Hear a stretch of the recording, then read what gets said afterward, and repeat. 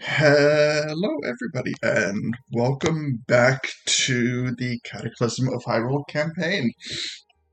I am the creator and GM of the campaign, Buck Finn. For everyone joining us tonight, welcome back. We did have to take a little bit of a brief hiatus, and now we are back to a regular schedule. Well, sort of. So, as like planning ahead, um, in 2 weeks' time, my family's going to be coming down to visit the rest of my family for my parents' anniversary. So, in 2 weeks' time, we will be not broadcasting on Monday. Let me 13th. Monday the 13th. We will not be. I will be spending with family. Anyway, but yes. Sorry, Lito. But yes, so first thing I talk about before we get into it is our Discord server and our Facebook group, because especially with the upcoming schedule changes that we've had last week and that we will have in 2 weeks, our Facebook group and our Discord server are the best places to stay in touch to any schedule changes that we have. Yeah. So, talking about a Discord server first, by the way, all these links can be found on our link tree, and our link tree can be found in chat and on the homepage for everything we have, our Twitch, our YouTube, our Facebook channel. All of these things have the link to our link tree, so it's all kind of like interconnected and very easy to navigate.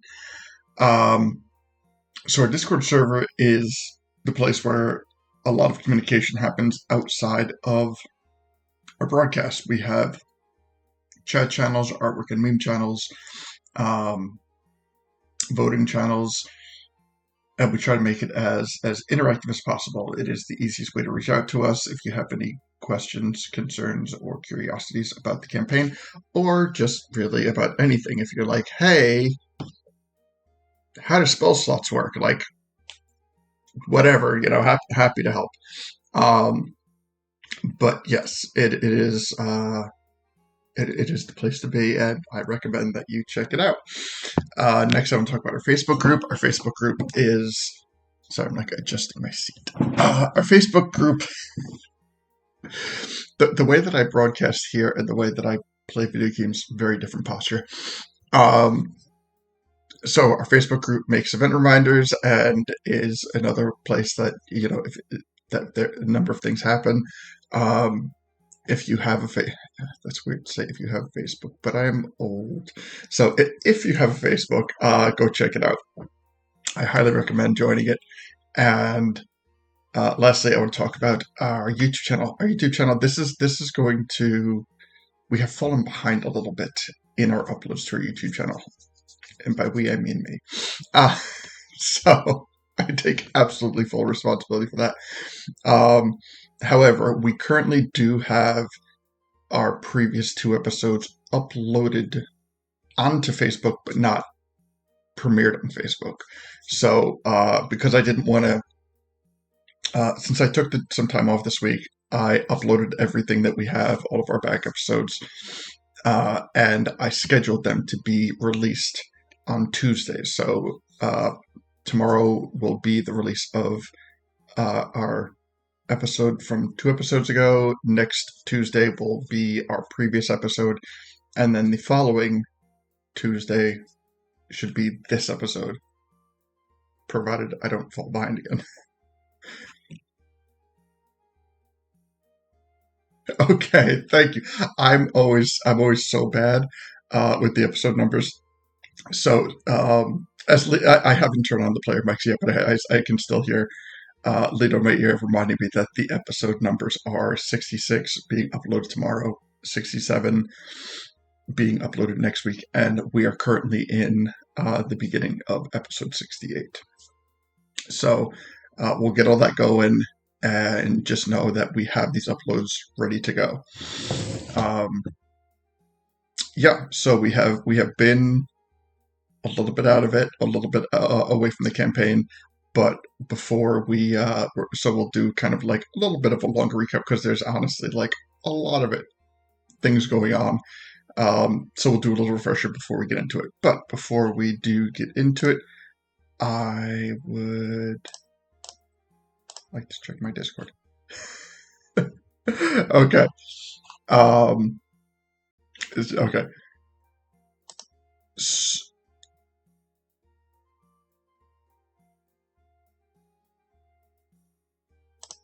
Okay. All right. So I'm about to try and play your mic. All right. So hopefully Gully will be joining us soon. We're not too sure about Gully. Stefan will be joining us a little bit later. He is slightly delayed, but we will do our introductions for Deacon and Leto. So, Deacon, how you doing?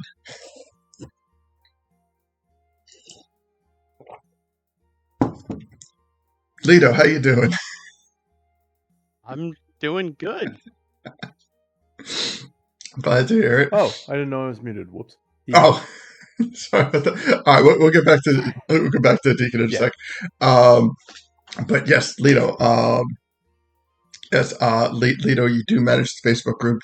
You have been very good about the changing the schedules, and it is appreciated.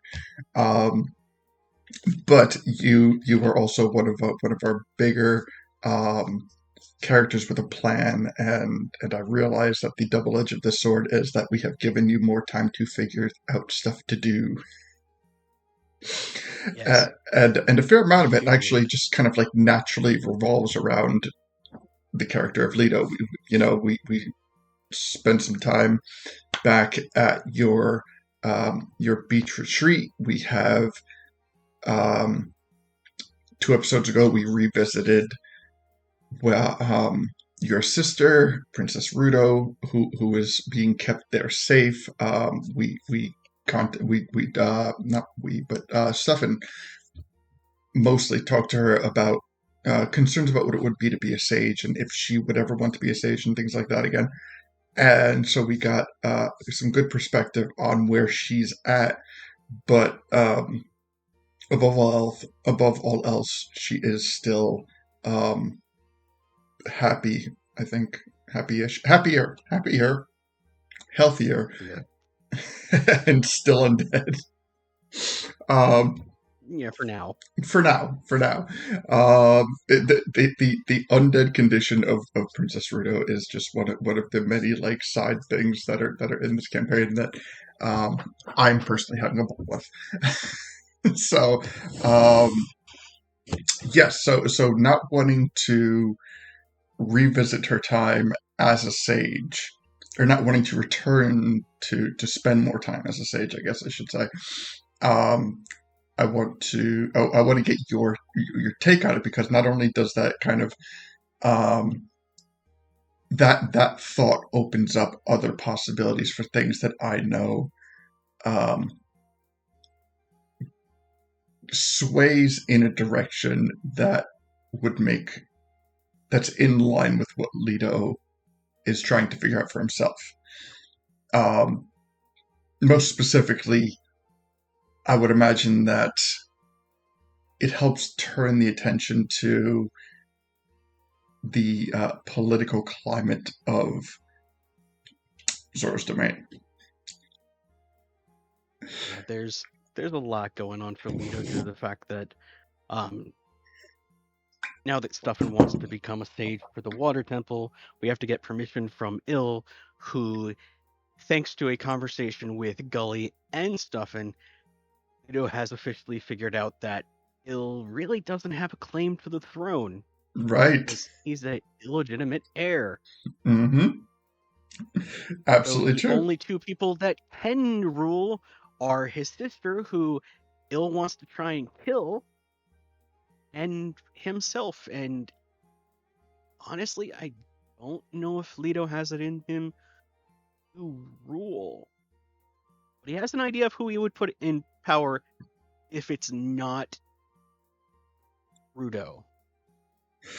Well, in a monarchy, there are very select numbers of people who can fit the title, so to speak. So, and one of the great things about this campaign, on top of it being 100% malleable, is that one of the things that I've kind of instituted into all the different villages is different political climates.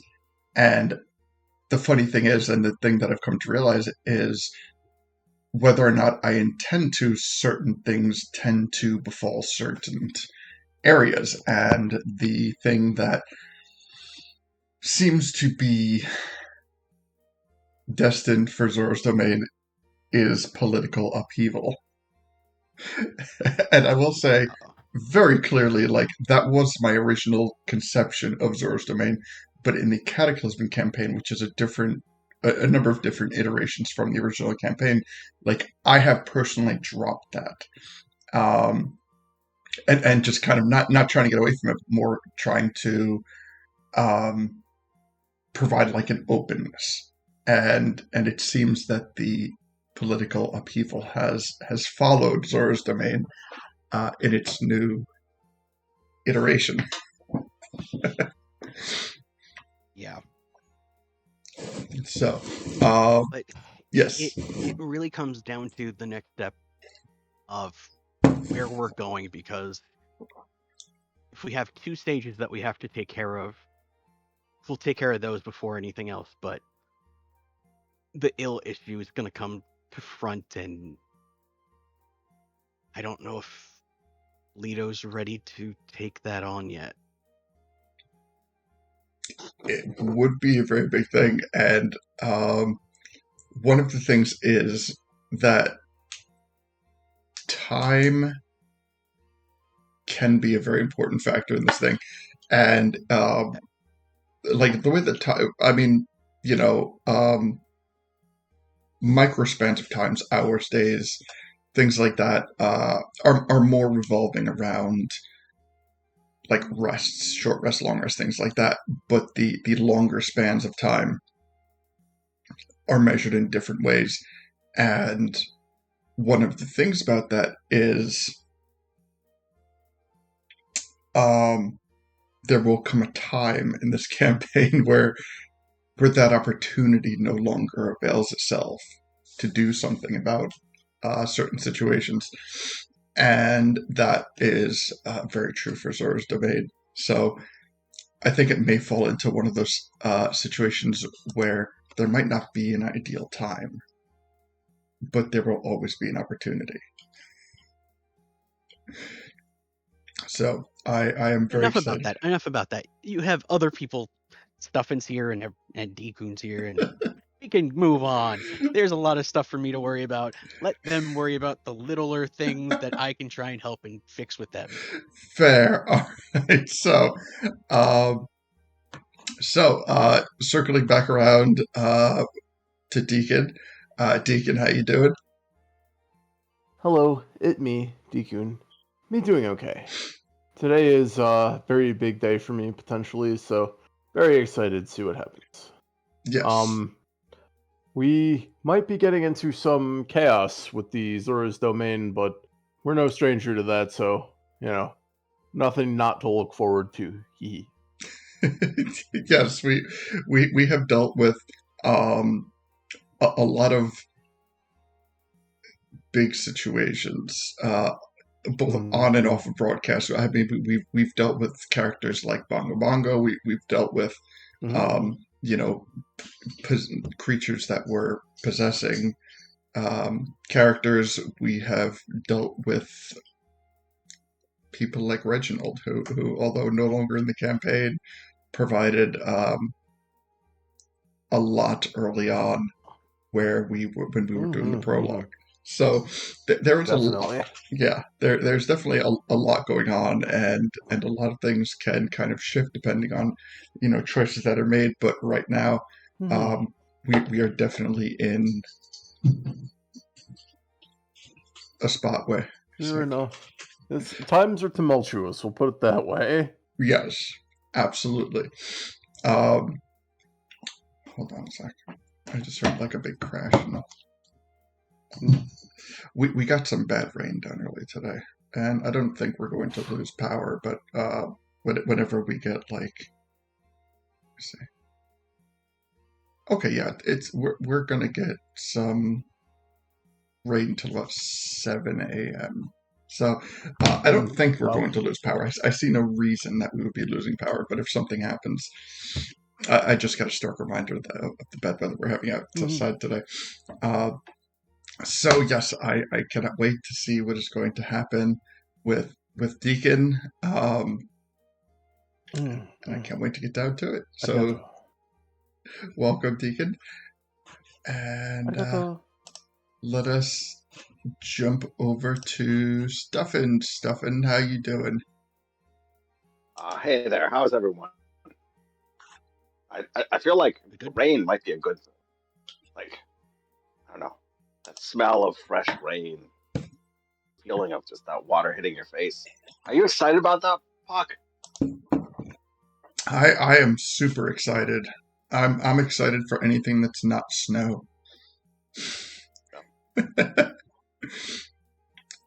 So yeah, I'm good with this. I'm good with rain. I'm good with just as long as it doesn't, get cold and ice over roads and things like that.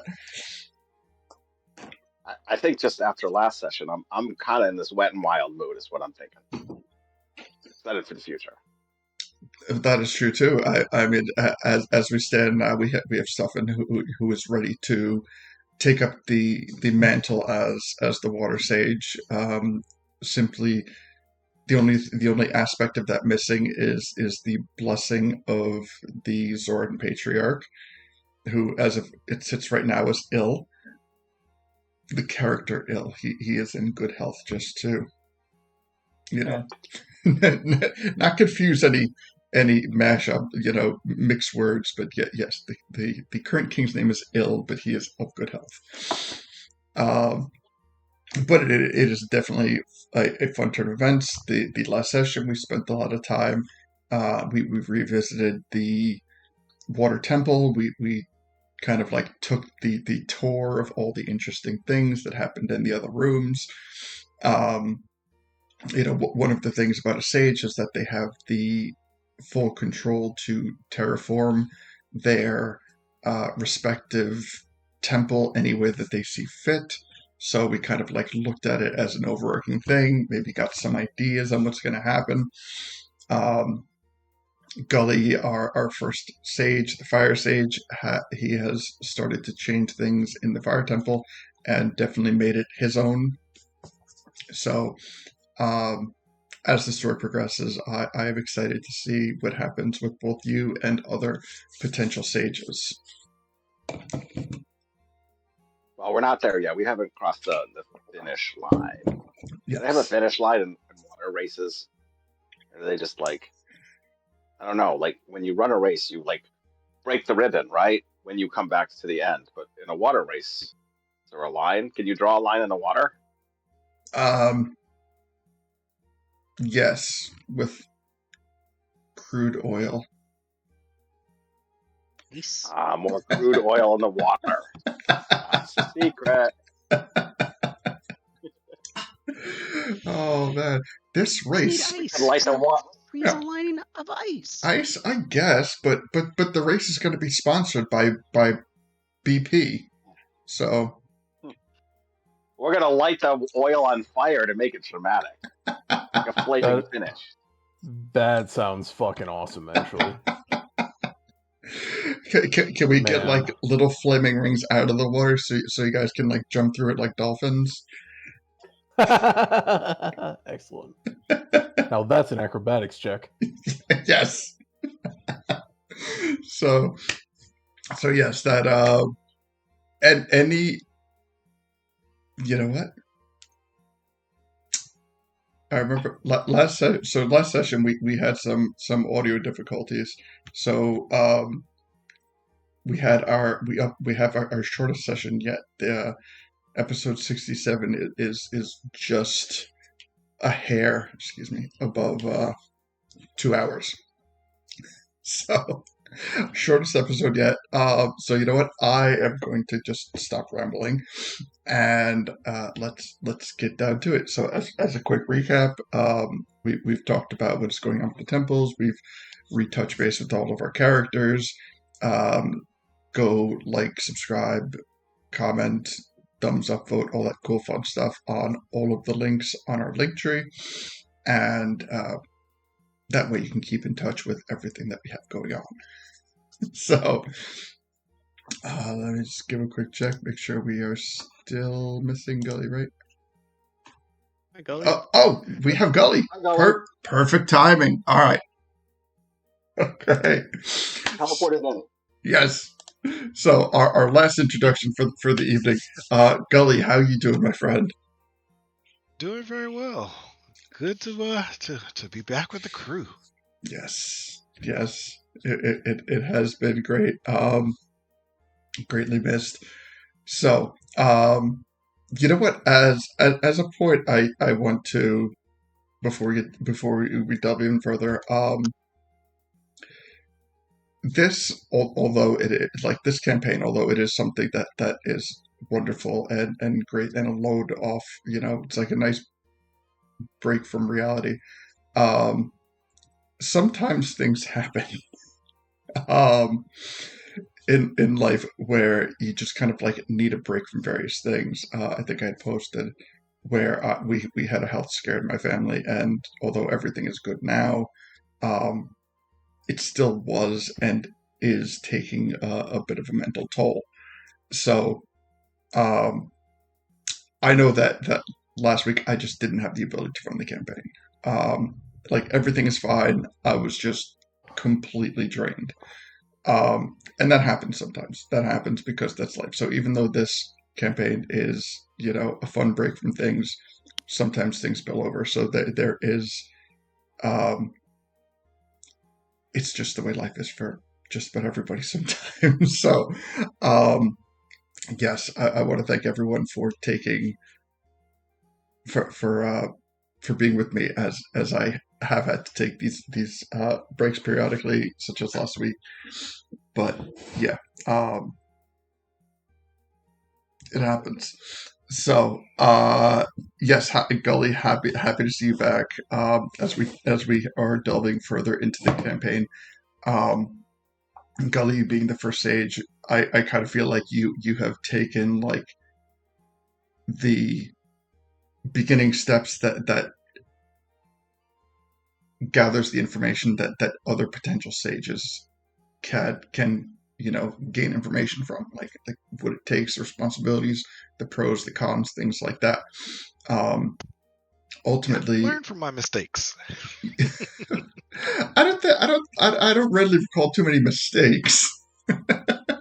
I think that you have done things in a way that actually glorifies being a sage, because I don't see any negative sides in anything that you have done. You have navigated it wonderfully, and with that, yes, it is appreciated. But how does Gully feel, kind of being that that lifeline of information for future potential sages? I mean, he feels pretty good about it. I mean, I think he's looking forward to potentially sharing this with others, because he's kind of alone. Like he keeps coming across past sages that are pretty messed up in the head, or just all around messed up. And aside from Queen Zelda, he's kind of alone. So he's looking forward to having some more companions and compatriots to share this with, experience this with. Absolutely, and in fact, that is a very good point. Where the previous generation of sages, one of the common threads amongst them, which kind of led to the problematic situation that they find themselves in, is isolation. They were not able to leave the temples, and they were very much kind of, even though they were relatively close to, friends and family and everything, um, they were still so distant from them. And I think that we're going to find later on that is a common thread that added to the problem of previous generational sages. So as we get into this new generation, not only are the sages not bound to the temples, but they have a lot more control to do a lot of things that other sages didn't have the ability to do. So, yes, Scully, thank you for being the first guinea pig on this, and kind of like setting the standard for what it is to be a sage in this campaign. You are quite welcome. So, yeah, so we are going to get into it. I believe we left off we're still at the beach, right? Or did we head to... Mm-hmm. Okay, yes. I wasn't sure if we headed somewhere else Left after off that. on a good note, actually. There's a question. You know what? The other day when I was uploading it, I looked at the question, but it's been a good couple weeks and I've forgotten what the question was. What was it? So Leto comes out of the water, walks up to the group of them who are basically talking about, all of this stuff about, oh, now we have to go to talk to Il and everything else. And Leto looks at Ruto and goes, so, where's Afine? Yes, wonderful cliffhanger. Okay, so you know what? Let me do our little port over. I'll make sure I got everything where it's supposed to be. Is this one of these cliffhangers where it's going to turn out she just went to the bathroom and is right back? Where's Afine?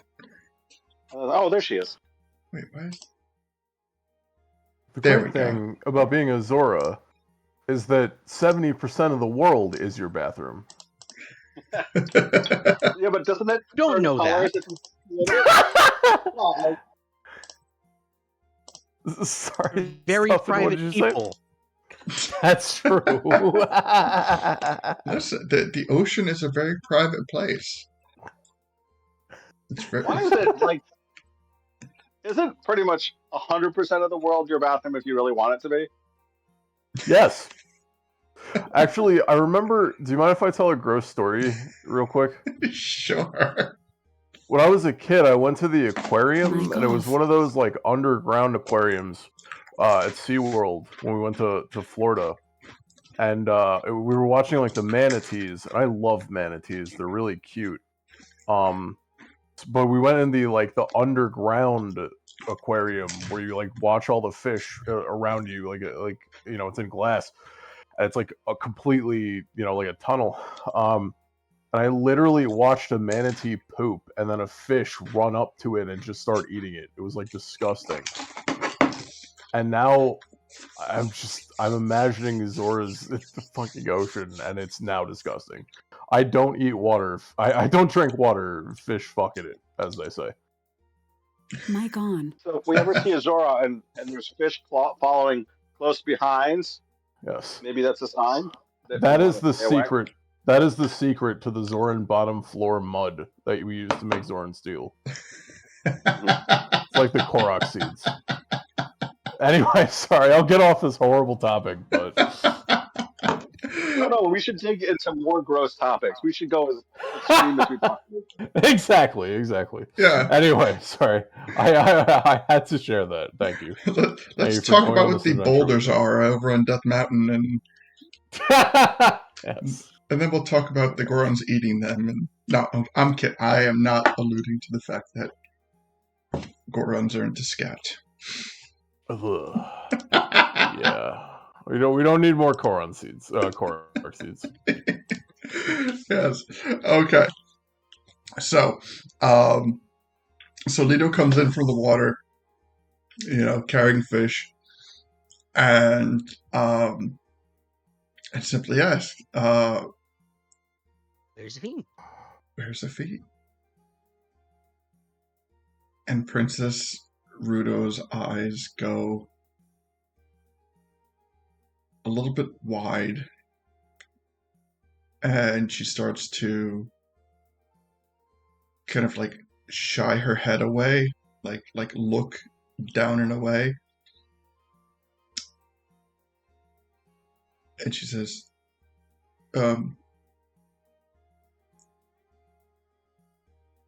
she left.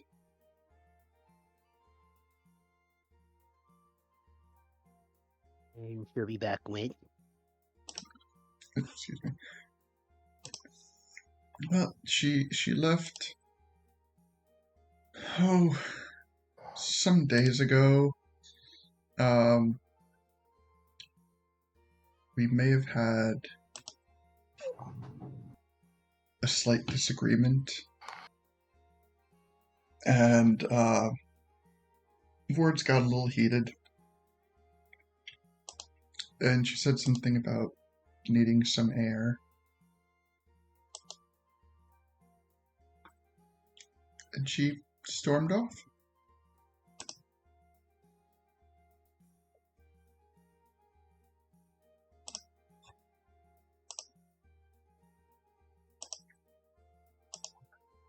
I'm sure she's okay, though.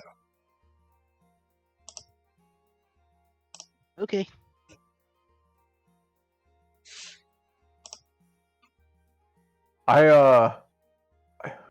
You have to ask, what are you arguing about? Well, Sorry, Puck. no. I'm just kind of like looking at I'm looking at her spell list right now. Fair. Oh no! Well, All right, sub boss unlocked. Shit. there's other paths to take with things like this. I'm just teasing you, bro. You know that. I know. So she's like, well, we were arguing about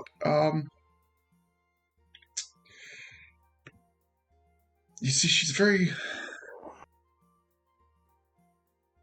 fond of her brother, and I understand that. Ah. He kind of wants.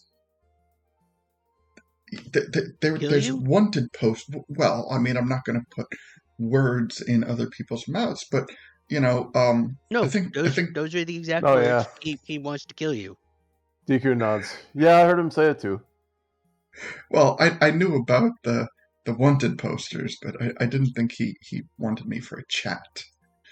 So No, he wants to find you and make sure that he can stay king because you're in theory a threat to him. well, I mean, whether I've wanted to be or not, I've been a threat to many people over the past, well, since I've been born. But Yeah, but you're the eldest, remember? So you in theory should be like queen. And since you're, now free of the water temple, you in theory could take the throne and tell him to go, jump in a lake. I could, and I recognize that as a birthright, but one, I'm in no physical condition to rule anything, and so she kind of like Right she like makes a circular motion with her hand, kind of like over her face, pointing to like her undead features, and she's like, the Zoran people do need somebody who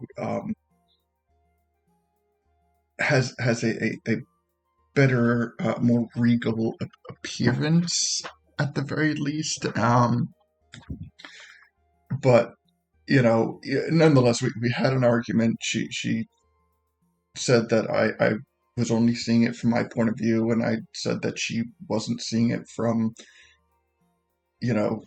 point of views outside of her family, and we had an escalating argument, and next thing I know, she kind of like parted the ocean and left. Is that a metaphor? I mean, she's speaking in literal tense. Like, if he Oh, I'm in literally part of like, the ocean. Is that a metaphor? no. That is the direction that Afine went into. Afine went into the water, Ah. Shape water. parted it like fucking Ah, Moses, and just right. Yeah, I forgot about that. Yeah. yep. Shocked Pikachu. When they say she went left, did she actually go left, or did she go straight or right? All right, I deserve that. Fair point. Alright, no, she went and she went a certain point, and eventually the ocean closed behind her as she continued storming out, Hmm. and she hasn't been back since. It's like, by the way, like, I didn't really think about it, but where are we? Like I am unfamiliar with this ocean, as she points to this, and then she points to like the enclosure of the surrounding area, and she's like, there's not a whole, like this is not. Where are we? The more I think about it, the more this feels different. We are where I grew up.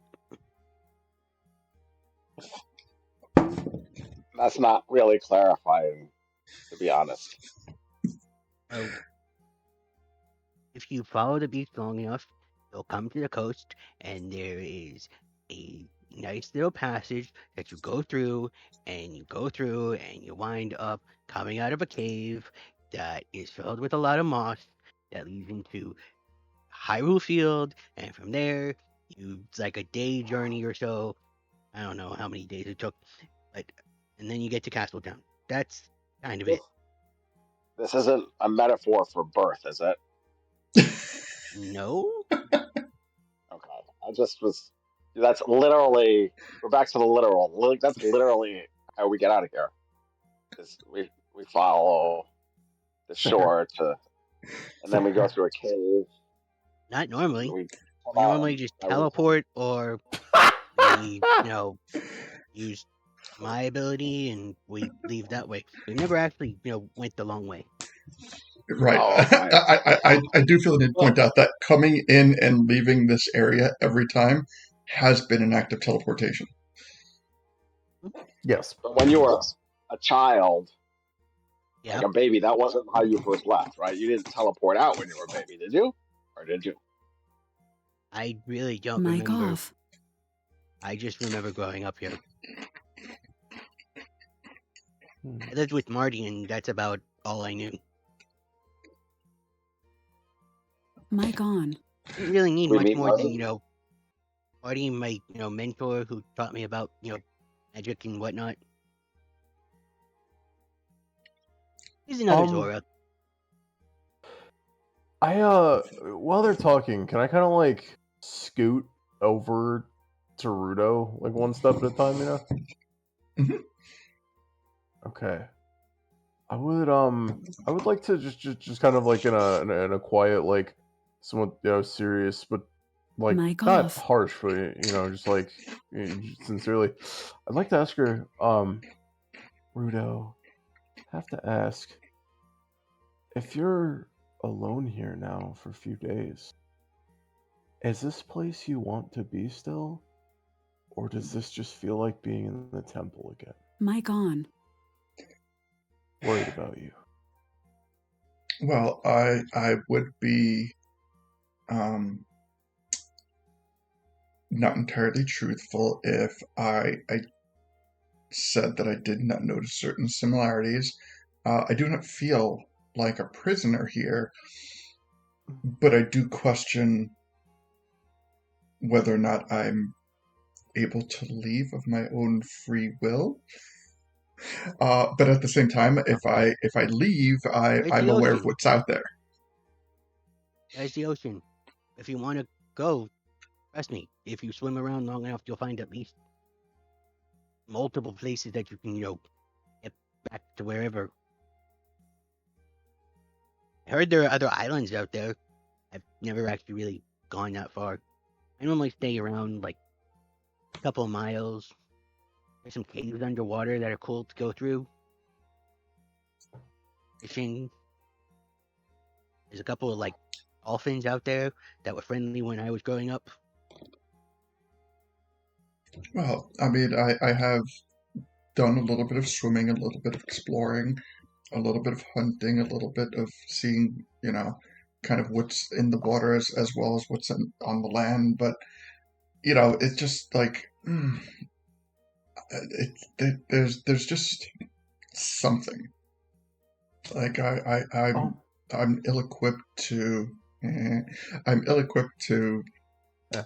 fully comprehend like what is different about this place, but it is just like a vibe, I guess you Could could be say. magically hidden. I don't know. I've never actually like really researched it. I just kind of went with it was home. What kind of vibe do you have in mind, Ruto? Like, what do you mean? Well, I mean, maybe Leto is right in, maybe there's just a barrier, like something to magically hide this place, but also, we are one of the oldest races in Hyrule, and this is not a place that I ever knew existed. I see. But that's Hey, good. oh, sorry. I mean, if I didn't know it was here, then nobody even should know that it's here. So I get that I am safe, but safe at what cost? Mm. I might be getting a little stir crazy. I'm just talking. I mean, you guys are really the first intelligent conversation I've had in a while. So I don't mean to just drop this, but It's okay, Ruto. It's okay. You're among friends. We want the best for you. If you need to talk, maybe we can come visit you more often. But also, okay, I need to ask you something, Puck. Mhm. I know it's not going to be this easy, right? But I gotta ask. Yes. Have we tried on her the spell regenerate to like close up some of the wounds? I understand that it's not that she's missing HP, but it is a matter that it'll like severed parts and stuff will reknit to your body, or you'll grow new ones. And it works on undead creatures. Unlike pretty much every other healing spell, there's no like caveat that it doesn't work on undead or constructs. So theoretically it could do this, but it also might be just as painful as it was for Toothless. I can't remember her real name. Okay. I'm honestly, if we haven't tried it, I would like to just while we're talking, I would like to just kind of like be gently humming a tune to just try the spell. Again, I know it can't be that simple, but like maybe we can get her to a point where I can then put on like makeup or some kind of mirage or something that might help with this. Okay. So you want to give it a Like, shot? yeah, I want to try. I want to warn her first though. I don't want to do this like stealthily like I usually do. I want to just like take her hand and ask for permission first. Like, Ruto, we might have something that can help you a little bit, but I don't know what it's gonna be, and I don't know what it's gonna be like. But it might be able to help you recover a little bit. Is that something you want? Is that something you'd be willing to take a risk of, well, potential injury? I do not know what this will feel like, but I've seen it has caused pain in the past. It is not that I wish to cause you pain, but it might help you with some of the issues you face. And I'll just explain it's the regenerate spell. All right. So,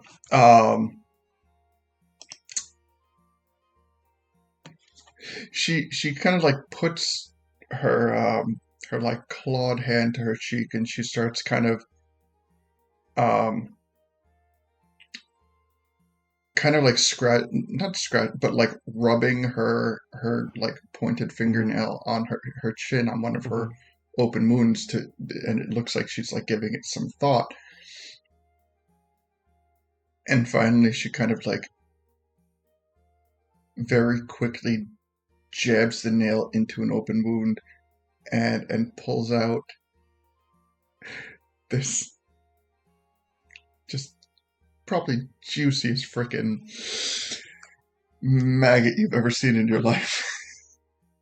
And she she tosses it away and she goes, "I'm sorry, what?" I just said chonker about the maggot. But No, that's what Ruto says. Oh. Like, it looked like she was giving it thought, but she was just distracted by digging the thing out of her cheek. Okay, I will cast it then. So, you cast it. Let's give it a shot, boys. I don't expect it to do anything, and that's okay, but yeah. So, as you see, her to cast regenerate, her the entirety of her body begins to glow. And, specifically, where are you looking? I honestly, if she's talking, I am trying to talk to her, so like I would be kind of like looking at her face specifically. Okay. Like not staring at her wounds, but trying to meet her eyes. You know what I mean? Just like out of respect for talking to her, since I have sit pretty close to her at this point. Let me move. Okay. Right there. There we go. So what you see is the wounds remain open. The teeth, as you see them, are still, kind of like sharp and spiky. Pupils return to her eyes. Oh, nice. And she gives a smile that's still a mixture of creepy and happy. Nice. But she is unaware that her pupils have come back. Okay, that's pretty cool. I like that. But she points All right. down because like she notices like maybe an inquisitive look for you, or interprets an inquisitive look from you at her smile, and she points down, and you can see that she's wiggling her toes. Ooh. Aw, you couldn't do that before? Did I cut them off by accident when we were fighting? No, they kind of. I lost them a while ago. Along with all of this, when that happened, I got my toes back. Nice. I will take that as a W. Actually, it must be much easier to walk. +5 movement speed. Yeah. Yes. She doesn't have to go flying through water walls anymore. Exactly. So she continues on. She's like, well, I mean, if you guys feel that it's still in my best interest of safety to stay here, I will continue to stay here. I get a little stir crazy. I know I get a little stir crazy. And I don't think anyone can really blame me on the matter, but I trust every one of you, and I understand that it is for some potential greater good that I have not yet fully realized.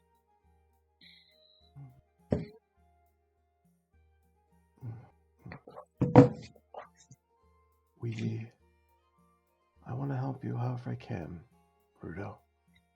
Me will try to think of any place for you that I can. Well, as wonderful as it would be to return home, in whatever capacity that may be, I don't think that I can do that as long as there's wanted posters. Even though they don't look anything like me, it still creates a potential for a situation that would be rather uncomfortable for me. And although I'm not, although me and Afine have become friends despite our differences of opinion, I don't necessarily want anything bad to happen to her brother, but, well, let's be honest. However you feel about her, the rest of her family, not so great.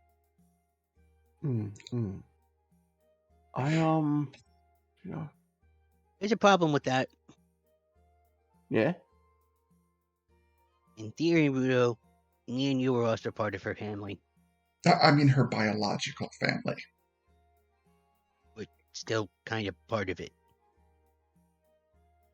What do you mean?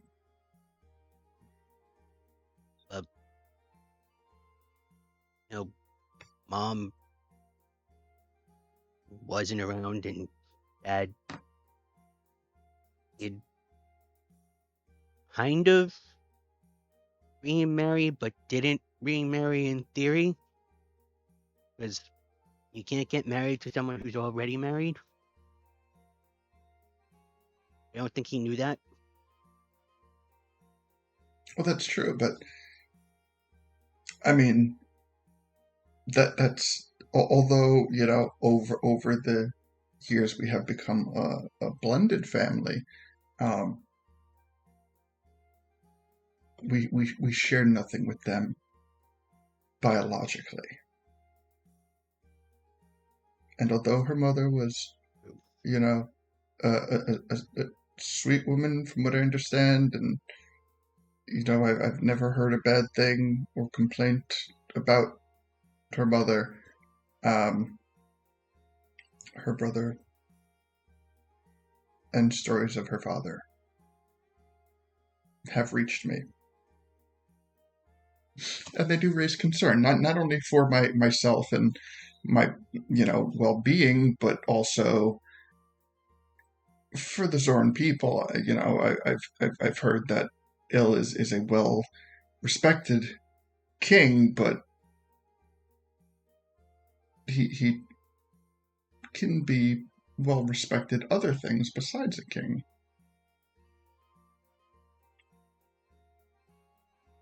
True. So what of you, brother? What of you being king? I don't know. Honestly, kind of doing the druid thing. I don't know if they want me to be around for like a really, really, really long time as king. Plus, really wasn't raised in the Zora whole thing. Kind of a free spirit. Well, maybe that's what the Zora need. I mean, there is a lot of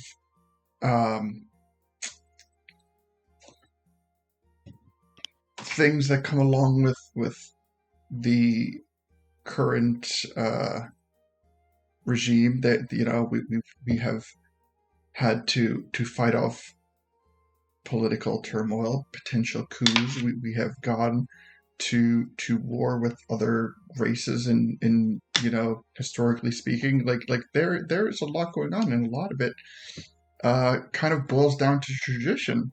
So maybe the Zorans deserve a king that is far removed from tradition. Somebody who would support a good sage for the water temple. When you find one, let me know. do we That's a have joke. That's a joke. You know. yeah. Do we have any other hidden I'm siblings? not as far as I know, but you knew Dad more than I did, so you tell me if he would, have other, kids. No, Leto, I am your brother. He. Well, Kind of always knew that for some reason. He. Hell yeah. Bro fist. Especially well, now that you're red too. Ooh, true. Wow. Reborn this way. Mhm. I think we're more like blood brothers than actual like siblings. Ooh, yeah. Like sound of that. Sound much cooler. Red gang, and I go for a high five. I scooch down to give you one. Thank you. Ruto, it comes down to the fact that I'm kind of on a bigger mission than ruling right now. The whole evil temples, Ganon coming possibly back, whatever he's gonna do. So we could put like a temporary person in charge. Regent, they call those, right? I don't know. Like that. I'm not that smart. Fair. Sorry. well, if I think it's a thing, so it could work. Sorry. if we are going to put a temporary king or queen in place of Mm-hmm. ill, well, first of all, this is probably the best and safest place to have this conversation, but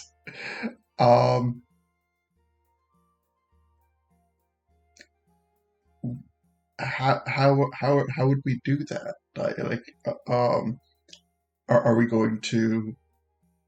Well, I'm gonna hang out here, I guess. But are you?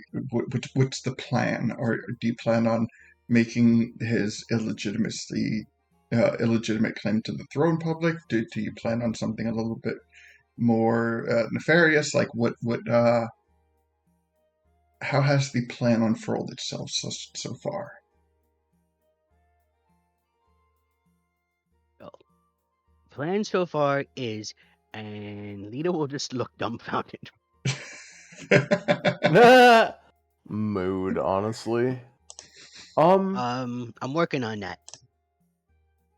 Because the thing is, if I go and he goes, no, I don't believe you, and then God sees them and kills them, then unfortunately, I don't know about the rest of you looking at, Duff and Deku and looking at Gully going, oh, we'll probably have to kill everybody. Yeah. Okay. Well, that's Gully, as the Fire Sage, I don't think killing people in Zora's domain is gonna look highly good on you. Mic off. I'm purifying their War. souls with fire. Yeah, but you're Okay, no, no killing, fine.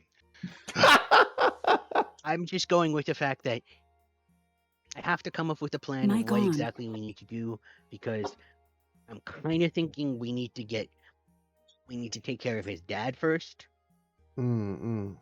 and then we can come up with something like that. Either, I know there's a spell where you can talk to dead people type of thing, and if we bring something of his dad back, and then they have to kind of tell the truth, I think, and then we can ask him questions and be like, haha, see, your dad says that you are not allowed to be king type of thing. Thereby, you have to relinquish the throne because he is bad and that makes you not worthy to be king type of thing. Or I'm coming up with something. Okay. All right. So it appears I'm a little bit further ahead in this plan. Well, you are older and smarter. So I think that I'm going to pump the brakes on myself. What breaks? Well. I mean, I've had a fair amount of time to think here. I've had some good time to think here, Pump the and reins, like on a carriage, right? sure, The reins. yes, we pump the reins. Yes.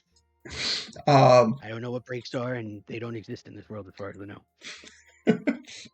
fair. Only breaks me know is them's the breaks. Yes. Anyway, sorry. So it's like, well, I figure that I do have something integral to play in this part, but it appears that my time is a little bit further off than I expected, which is fine because that Well, nothing wrong see, with a Ruto, little more me time. the other thing is the Mic fact that off. since he's looking for you, I can't go in there and be like, you're not supposed to be, because I don't want him to pull off going, well, it's your sister, that's why you're trying to do this, so that way, blah, blah, blah, blah, blah, and then be like, well, you should be taken into custody too, and then again, Gully will have to kill everybody. Mic on. So, you need to kind of come up with a better plan than just walking in there being like, you're not allowed to be the king because of reasons, and him going, well, it's because your sister is, bad, which makes you bad, and thereby everybody sees them, and then me turning around and going, well, you're wrong because the fact that she's not, she was just trapped in a temple and tortured by an evil spirit that maybe you sent, and then he'll be like, oh, and then I'll be like, can you prove it? And he'll be like, I can't prove it, and I'll be like, there you go. And then we'll be at an impasse. Yeah, What that if is very prescient. what if you just sneak me into the throne room and I kill him? I will literally incite her on this. Alright, give me an insight check.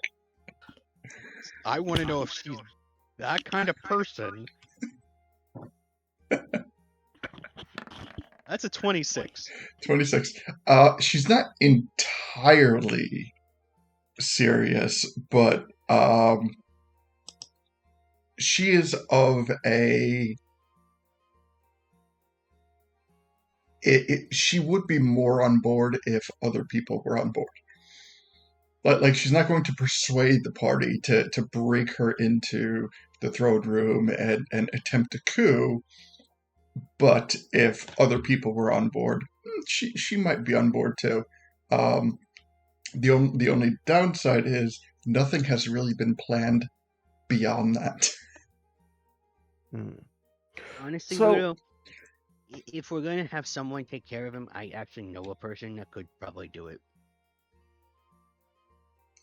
Well, plausible deniability, I will not ask. Yeah.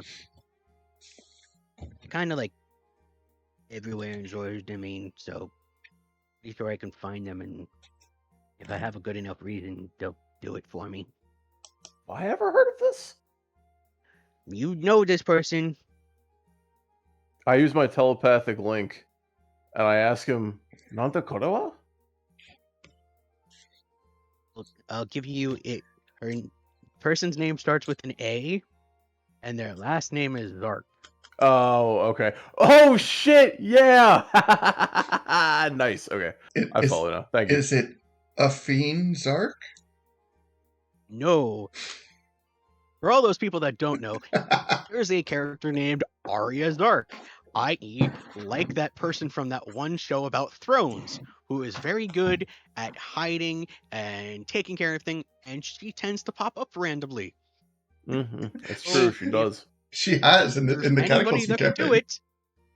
Yes, she's actually popped up twice at least, as far as I know. That we physically know of. That we know of, you see. Yes. It looked. Leto believes that he might be the one that, if something needs to be done, she might be the person to talk to. But needless to say, not saying that out loud.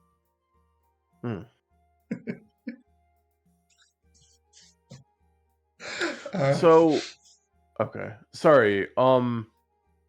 This is like, I don't know if this is me being like narcissistic or not, So please understand that I'm not trying to. I'm not necessarily going to forcefully push this, but I do have a question for you, Lito.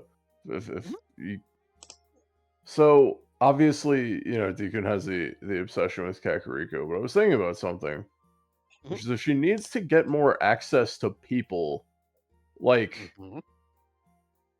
what if we tried to get her like a little bit of a duty working the graveyard or something, like, because then she'd be able to swing into town at night and still kind of talk to people, and she'd be providing a valuable service, which would give her something to do, and she'd also be like, kind of like have plausible deniability for why she looks spooky. Like, we could convince people she's just a gravekeeper Poe or something. I don't know. But then they might try and kill her.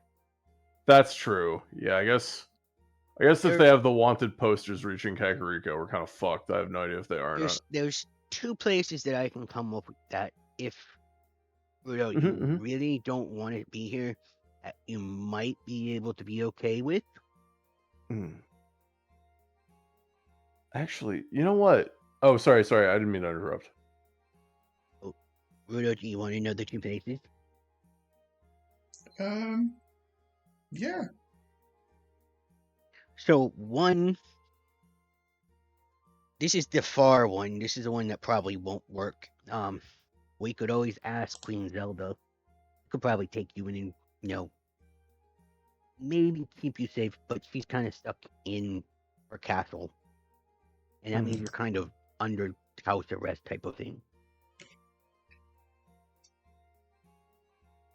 Second option is kind of where we're going after this. And where's that? Have you ever been to Kakariko Village?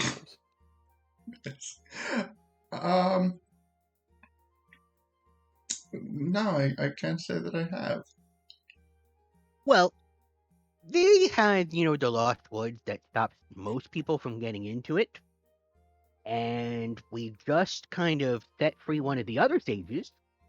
And there's this really cool lady, that person named Flora, was there, who pretty sure could hide you really well. It's not the Grand Tree, but I literally just pitched her living in Kakariko, and you told me no. Well, sorry, there you go. I always forget, the Kakariko and Kokiri. Oh no. That's Kokiri, fair. That's fair. I understand. Yeah, Kokiri. Yeah. No, that's fair. That's fair. Because then, Understandable. if you lived in the big tree, you could have full access to the full tree, and I'm pretty sure you could go out into the village. You can meet a Matu and Guru. Sorry, just people I know will be okay with talking to you. You know what I mean? You'll have like a social outlet a little bit more. And we kind of trust them. Yeah, honestly, if anyone in Kakariko wrongs you, when I am the sage, I will personally smite them. That's a joke. Kind of. Plus, it would be kind of a good idea to have a few past sages together to like kind of come up with like wisdomish ideas of like what to make the sages better. How to not make the same mistakes of the past, thereby growing and making, Gully and possibly Deku and possibly Stuffin better at what they're going to achieve goal-wise. Well, but as someone who is wise, I will go and say someone who is currently a sage would probably be the best person who could come up with an idea of why it would be a good idea to have two sages together at the same time. And I will look at Gully and go, isn't that right, Fire Sage Gully, who has great ideas of why two sages should be together who have retired? Yes, because there is always strength in numbers. More knowledge.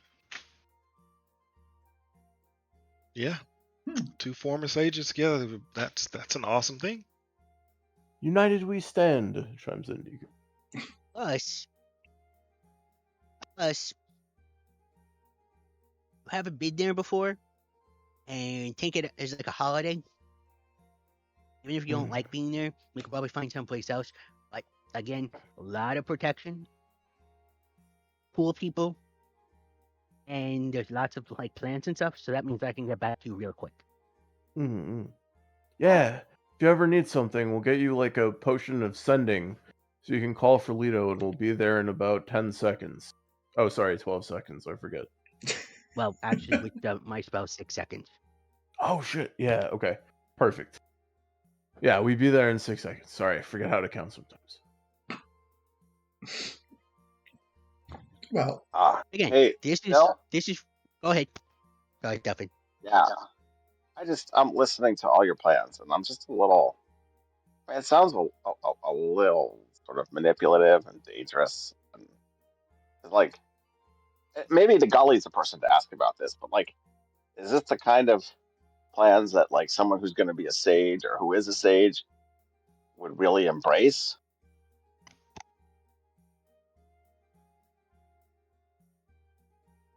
mm, I'm to be honest, I see what you mean about some of this, but I mean, oh sorry, I guess this is Merlito's question. I'll shut up. Go for it. Oh, I was just gonna say, to be honest, I agree with you. I think it might be best to take a less violent option in how this comes. But to be honest, I also think it very important that we kind of make sure Ruto is safe. She sacrificed a lot up to this point, and anyone who would kind of try to kill her for what is ultimately making a sacrifice of her entire life and social outlet is not so good. But I get what you mean about being manipulative and stuff. It's probably better that we could take a certain approach to this that might be a little more upfront, but at the same time, if you get what I mean, it's kind of playing the game. Of course, we could flip the Yeah. table, so to speak, and there's definitely merit to doing that. I just worry that I don't know of any other way. I think you are but like what I mean to say is like with the Kakariko stuff, I just want to keep her safe, and I think they might be able to help her there. The rest of it, I mean, I can't speak on, but I don't know. I don't know if that's like any at all what you were saying, but sorry.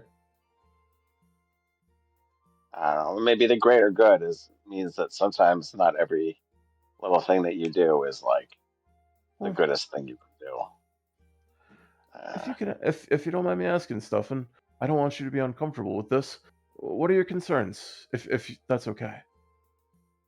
uh, I don't know. I just don't want to. I don't want to like manipulate people I or like understand. play with the throne or like assassinate Mm, people or make them disappear or mm, mm. um I understand. Um, it.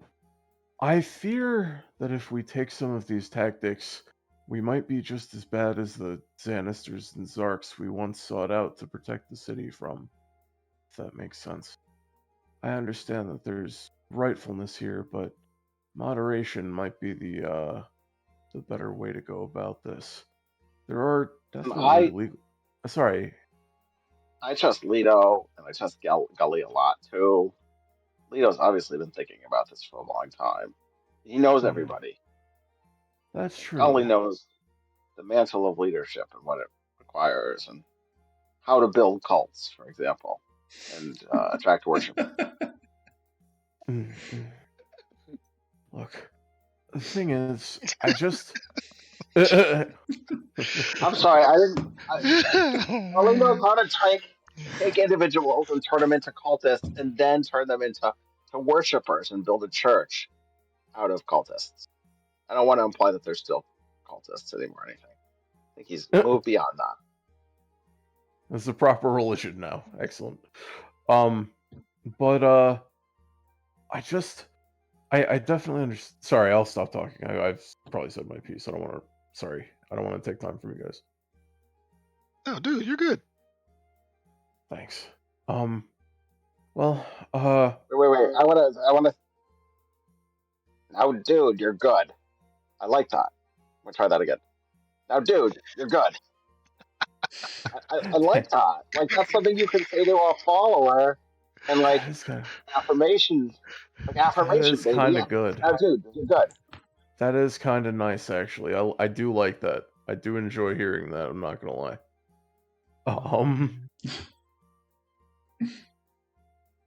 Can that be our official greeting, Gully? Like our passphrase?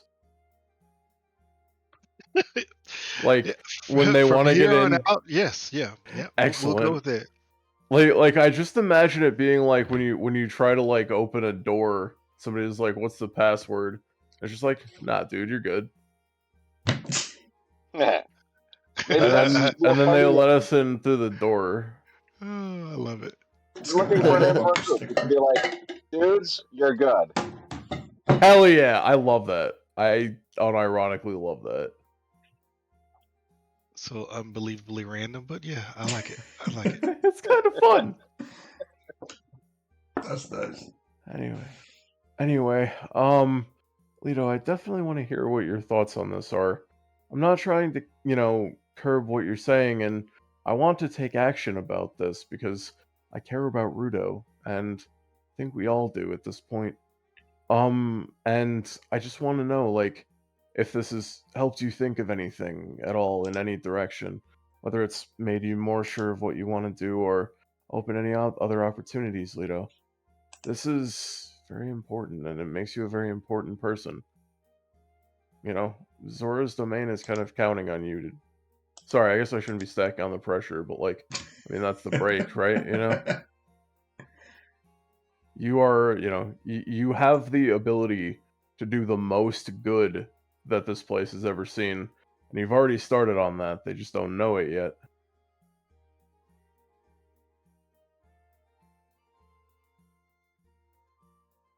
There's a lot of stuff that I have to work on. Lito, sorry, I don't want to keep interrupting No. you. Just remember, we're in this together, Lito. If you want to pitch ideas, we're here for it. If you need to bounce anything off, I'm always here to talk it over with you. Mic And off. I want what's best for Ruto. You want what's best for everybody. That's how it is. Okay. Keep in mind, I don't say these things because I don't trust your judgment. But I want you to know, again, we're in this together, okay?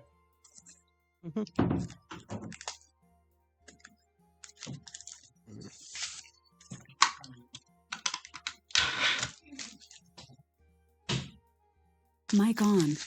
Do you have ascending that you can do by chance, Deacon? Yeah, sure. Do you want me to cast it into your ring, or do you want me to cast it directly? Mic off.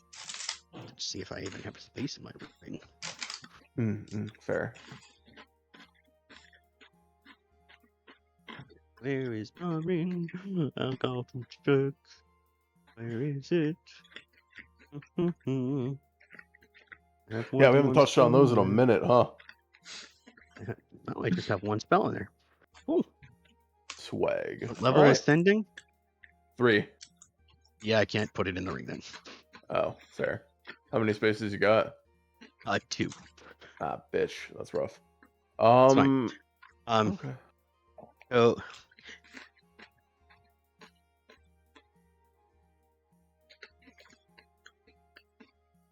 continue talking. I'm going to come up with a message for you to send. Okay, sounds good. But yeah, I guess I'll just like I'm gonna look back at stuff and say, just that I appreciate you being the voice of moderation here. It's important to kind of touch back in with reality a little bit. It's good that we didn't get too caught up and start assassinating people, to be honest. I think I learned my lesson from Banana Man about that. It just doesn't go well. Sorry. Okay. I haven't told you that story, have I? Yeah, you can tell me sometime. Definitely.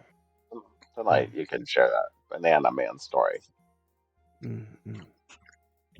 Yeah, I'll tell you about that another time. Basically, yeah, I think you're right here. I think there are probably legal channels we could go through. maybe instead of directly confronting him, we could consult with Bradford in Hyrule Castletown. Understandably, it's only Hyrule Castletown, but it doesn't change the fact that he probably has paperwork and certain access to Queen Zelda. Like, if we break this down with Queen... Actually, you know what it is? Leto, I figured it out. Mhm. We take this news to Queen Zelda. To be honest with you, she could even form the puppet, if we need a puppet to take place before you take kingship, Zelda's the one to do this. Because that's the entire reason we were afraid to bring Ruto to her in the first place. So we thought she might want to do something less than this with Zora's domain. But if we need a king deposed, there's no better person to go to than the person who kind of rules over the general society, right? And we can make our case, she's not going to be the one who's going to attack us. Well- And, does Well- that make sense? Yes, but let's try this first as the message. Okay. So I need you to send actually a sending to Zelda. Okay. We were on the exact same page, I think. Yes. That's really funny. Well, kind Great of. mindset. Ooh, fair. Sorry. So I've heard of there's a possibility of something that you could possibly know of or know where we can find one. So, message that I want you to send to her is, Queen Zelda, need a favor. Do you have or know where to get an item to hide a person from searching? Or a friend of Leto? Okay. Yeah. If you Out can of send that game. to her. Oh, sorry.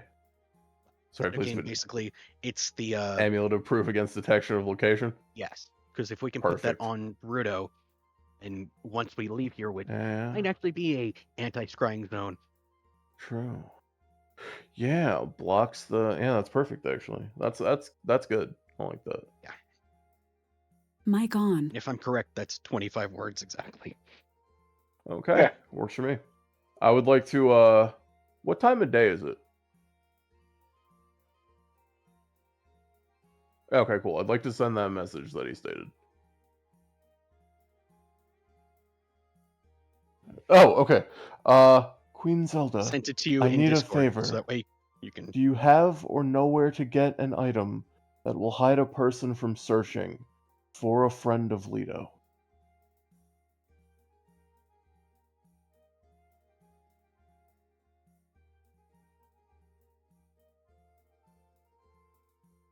I think you went 2 over.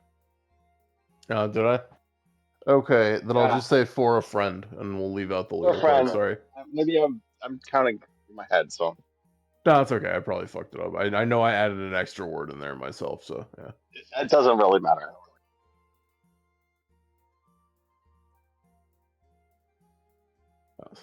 It's I'll be Deacon honest, speaking, nor have... Oh, sorry.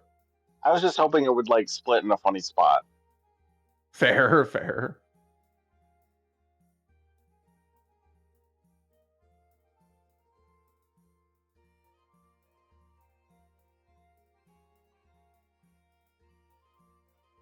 Well, she knows about it then. Alright. Yeah, she's been listening to us.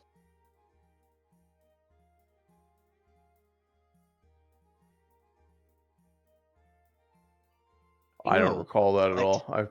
I do, but yeah, fair point. yes. Yeah, that's a good point. I'm trying to keep her out of it as much as I can because I don't want to start a war. Understood. Right. If she has less information, she has plausible deniability. Her as in Zelda? Or her as in... Yes. Okay. Hers in Zelda. Zelda's the Hylian queen. She is And not I worried don't about want much. her to get into a fight with the Zora who knows who could back each other at that point in time. Historically speaking, we don't know full history. well, Actually, you know what? We'll solve the problem right now. Ready? We'll do it in character. Okay. A's up. Brilliant. Nice. All right. Brilliant. I was wondering about him like 2 weeks ago, and then I forgot again. Zap pops up. Hey, Zap, Yes. I have a question for you. What happened here? Oh man. So, meet Zap. Zap is a little ball of knowledge that was given to us back when me and Deekun first came into this timeline that was made by Robbie, who's looking for his sister. But getting back to the point, he's full of all the knowledge from kind of like the past. So we can now find out information about the past in this time frame. So that way we can kind of know what happened before. So, like, in theory, you could find out about your academy if it existed in this timeline from Zop or whatnot like that. A little ball of knowledge, basically. So you had this little ball of knowledge sitting in your pocket for the last several days, and you never mentioned anything? It's in Deekun's pocket. Several years, actually. Several years? Several years. It feels like this would have been useful knowledge. No, I was making a joke because we have not used it in at least a year of real time. Yes. So, okay. So Zop has a much longer name, but I nicknamed him Zop because it's so much simpler. Yeah. EXP0-Z-TZN exposition. Yeah. Exposition. His name is Exposition. So the purpose of Zop is because like the campaign, the Cataclysm campaign started like midway through history. So there's whenever like when Deacon and Leto came into the campaign, there was a lot that had changed in the past due to the events of the prologue. So they were given this model XP0ZTN to provide them with information that had been historically documented. And as we move forward, we also learn that not only was this created by Robbie, the Sheikah Artificer, but Zop was specifically, his creation was commanded by Zelda, and because of that, its historical information may or may not be a little bit one-sided, as it is the history of what the Hylians want it to be, which does not mean it's inaccurate, but there's also stuff that is actually blocked from Zop being able to tell you. Zop can't tell you anything that essentially Zelda does not want you to know. And that is the quick rundown of Zop. So Zop pops out. Like yeah. Any quick? I mean, you can ask a question at any time, but is there anything for elaboration that you would like about Zop? This is to you, Stuffin. Yeah. Now, I mean, hi Zop, how you doing?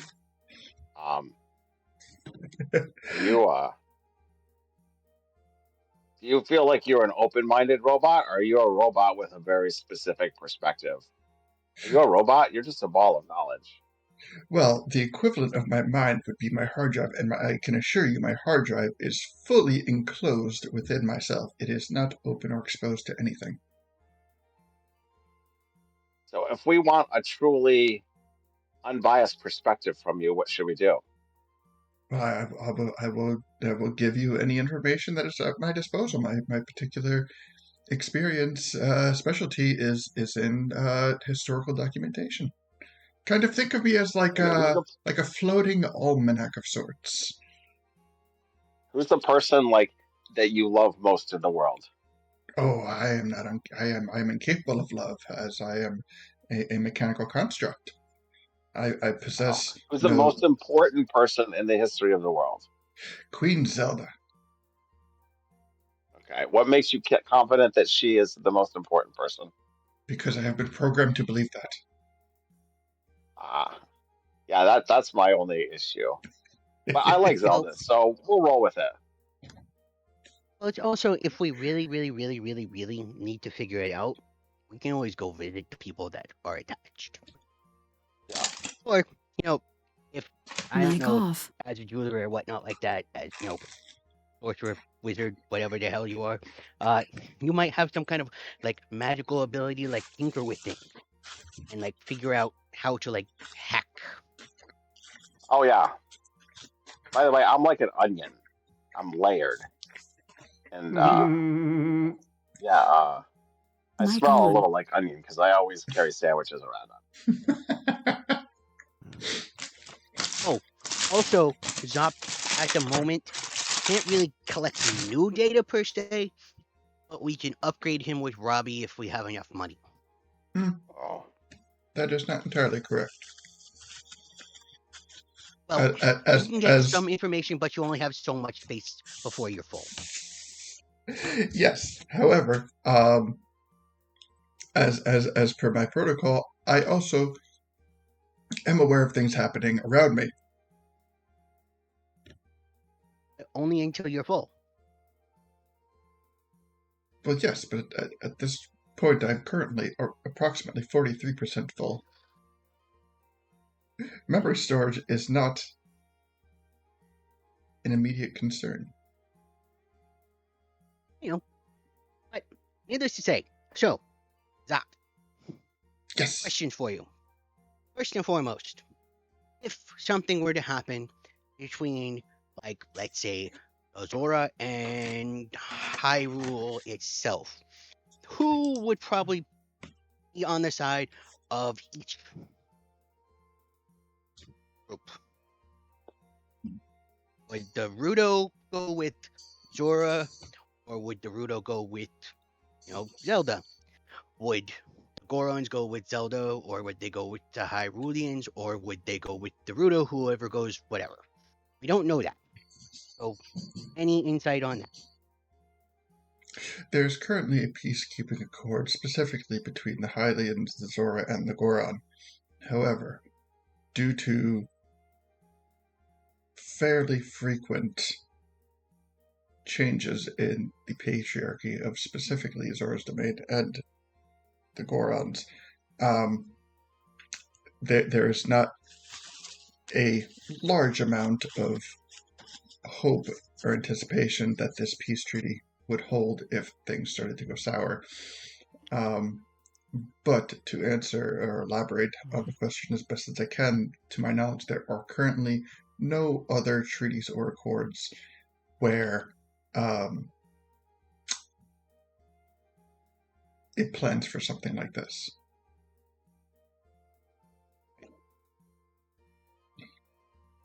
Who was the last to actually join the when Ganon fought last? That joined the battle. Was it like the Zora? Was it the Ruto? Was it like the Gorons? When they had to fight, Ganon and all that. It was the Zora. But not by a large margin of time. But is there an answer of why? I believe that distance was the mitigating factor. No, like they were holding out for something, or it was like anything like that. I find nothing of that to indicate anything like that. The incident in the past, or the most recent incident in the past with Ganondorf, took place in Hyrule Castle. So, of course, the Highlands were first to respond. The Gorons, being second closest, were next to respond, and the Zora were the third wave to respond. The Ruto did not respond, and, of course, the Gerudo was on the opposite side of the altercation. Wait. The Ruto didn't actually show up? The Ruto were not involved. There is no historical documentation of any Ruto involvement in the prior conflict. It doesn't make sense.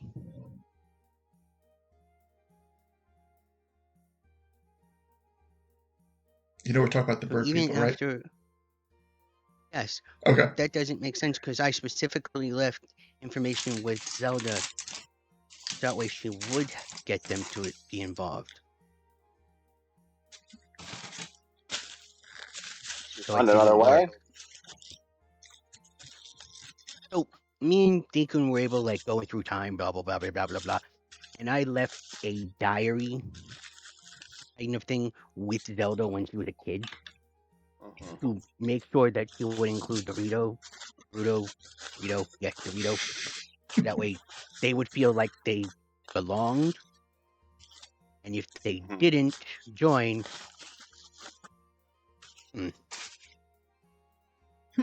Well, another thing to find out. yes. According to Hylian history, the Rito did not come to aid in the conflict.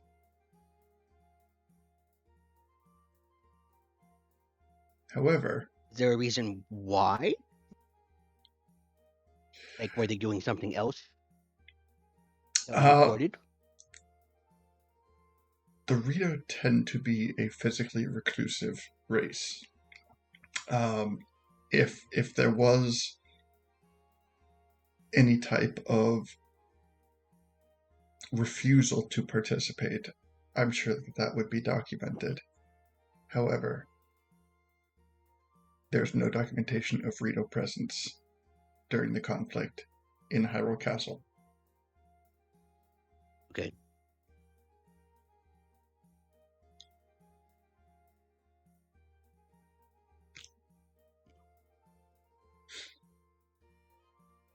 Got really quiet While for we're, a second.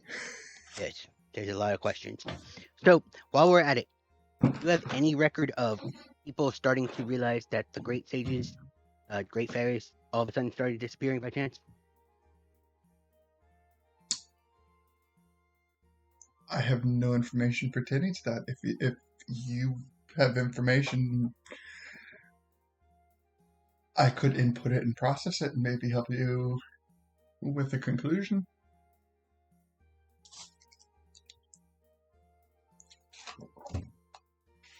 Great fairies disappeared, fairy fountains dried up. Not sure why. Looking for them. That's the best that I can give you right now. Okay. So, information I have pertaining to great fairies, with the information that I've been given, is there are typically 3 great fairies that can be found across Hyrule. The location of these fairies is largely unknown because these great fairies have the ability to become transient. They can essentially turn any fairy fountain into a great fairy fountain where they would reside. So, tracking down great fairies can prove difficult for some. However, in regards to a regular fairy, a great fairy has an enormous amount of power and may have been, or in the past has been, sought out for that power to be harnessed for selfish gains. Wait, are you saying fairies are selfish? No, I'm saying that those who have sought to capture, control, and benefit from a great fairy's power, those people are selfish. Oh, yeah, that makes sense.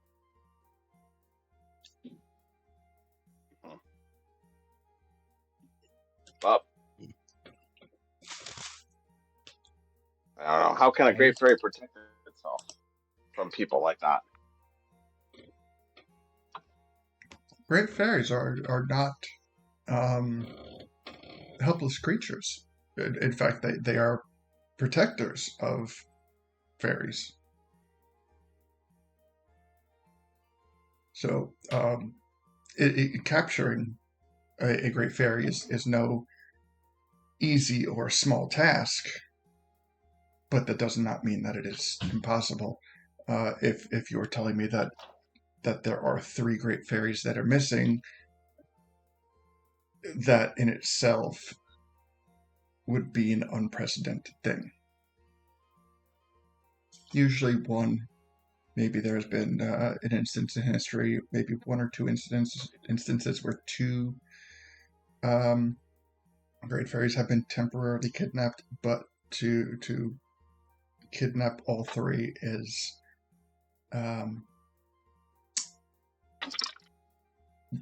very abnormal.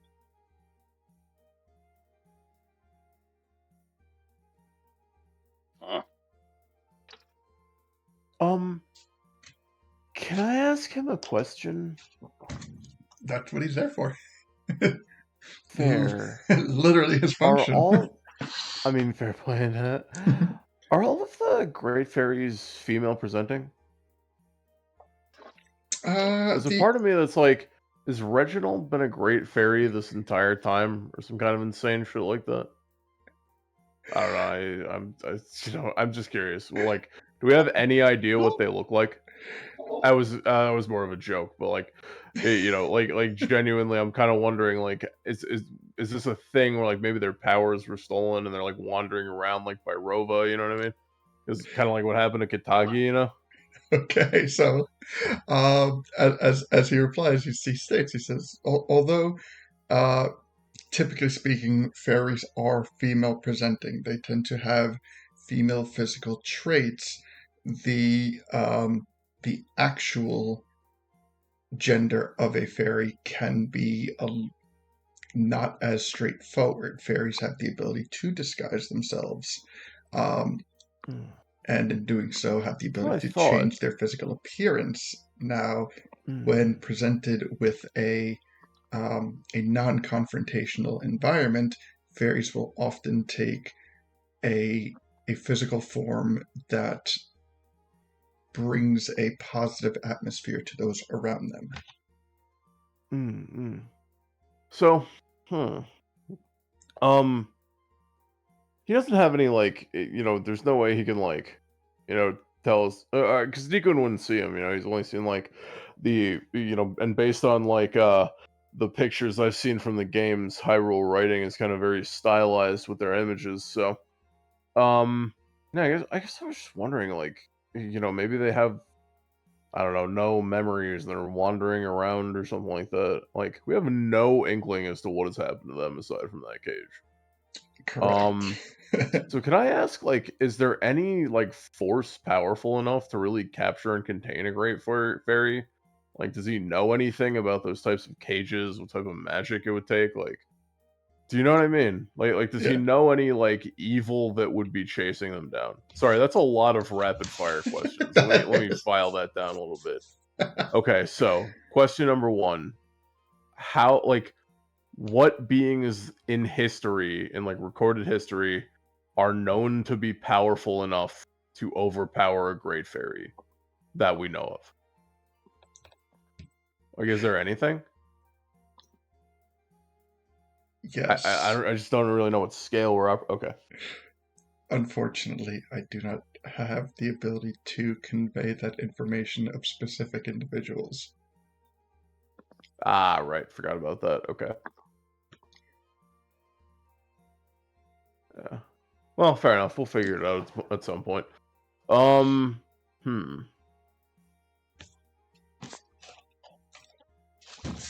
Huh. Did we tell Zelda about the whole Grey Fairy thing? Not yet. Should we?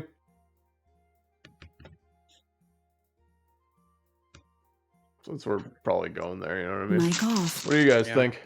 Should we play that card? To see if we can dig up any information that's related, or it doesn't matter. It's not really related to our current situation, I guess. I'm fine with it if you want. Yeah, why not? Okay, cool. I just want to make sure. Yeah. Can I ask you? I was gonna say, what's the best store for great fairies to find fashionable clothing? Mic on. No, I'm not a great fairy, but I feel like size-wise, that would probably fit me pretty well. And haven't seen a lot of. You know what I'm saying? I feel that. It is under the belief that great fairies have the ability to materialize their own clothing rather than go shopping for it. Although if a fairy, it's like Kill la Kill. Nice. But that is not to say that a great fairy would not, if they were to enjoy the ability, the process, the experience of shopping, that they would not do so, but understand that clothing is not a direct concern for them. Well, yeah, I've definitely known some fairies where clothing was less than a concern. A lot of fairies just walk around nude, is what I'm trying to say. Kind of miss that sometimes. Do you plan to capture a fairy? I am a fairy. Fairies can capture fairies, technically Yeah, but I don't want speaking. to capture another fairy. I got no desire to capture fairies. Fairies deserve to be framed. That that is an allowable opinion. Yes. What's your opinion? I do not have opinions. I have facts. Undisputable facts. Oh, factually, is it okay to trap a fairy, do you think? Well, it is factually possible, but it is Ethically speaking, according to a lot of cultures and stuff like that, you know? yes, but it is socially frowned upon for obvious reasons, but technically possible. What reasons is it frowned upon for? Well, You say obvious, but I'm not sure your definition of obvious is the same as mine. well, kidnapping is illegal, and it does not matter what the race that you kidnap. Kidnapping is still kidnapping, just like any other breaking of the rule. It does not make it okay if it is a different race. So it's frowned upon only because it's illegal. Interesting perspective you have. That the legality and the technicality is the only perspective I have. Now, in terms of legality, it is not my report, duty, or concern to convey any illegal activities. It is simply my duty to answer questions. Are you a being? And if so, have we kidnapped you?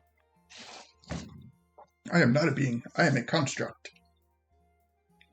I have been created by Robbie and at the request of Zelda, and I am from the first known point of my existence. I have been tasked with a job, and I do that to the best of my capability. Oh, okay. My questions are done. Deacon's kind of like looking at his hands at this point. He probably never really thought about it, mostly because I wasn't here when you were doing the other thing with the fairies and the fountain.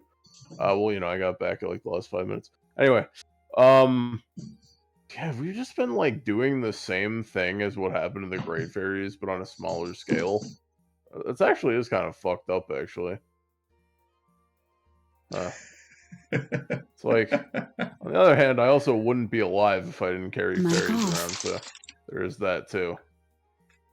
But We did ask them yeah, if they wanted to be. that's true. So Okay, that's true. That's true. Yeah, we did check in with them. I remember that. perhaps we should be paying them also for their service. That's true. So maybe we could feed them good berries or something. You know, I tried to make it more chill in there. Like I gave them like little sticks and a little bit of cinnamon bark that they could have in there. You know, so it smells nice. Not too much, though, Yeah. 'cause I know they're small because we don't want it overpowering. It burns my eyes. It's so But potent. they might want some rupees too. Just saying. What'd you say, Stefan? They might want some rupees too. Ooh, that's true. That's true. Actually, yeah. Maybe we could like have a little fairy display at the potion shop or something. Yeah, and by which I mean let them kind of flap their wings around and stuff. Like a zoo? Sip tiny little teacups. Well, I was thinking kind of like the butterfly exhibit of a zoo, but more like as like patrons to show that we are all about healing at Cedos. Come visit our fairy atrium. Kind of with it, actually. I I mean, don't yeah. know. Stuffin', is that offensive? Mic Ah. off. More than you know. Sorry. It's fine. I mean, honestly, there's whole like gardens dedicated to trees, right? Mm, Maybe some people would find that offensive too. makes sense.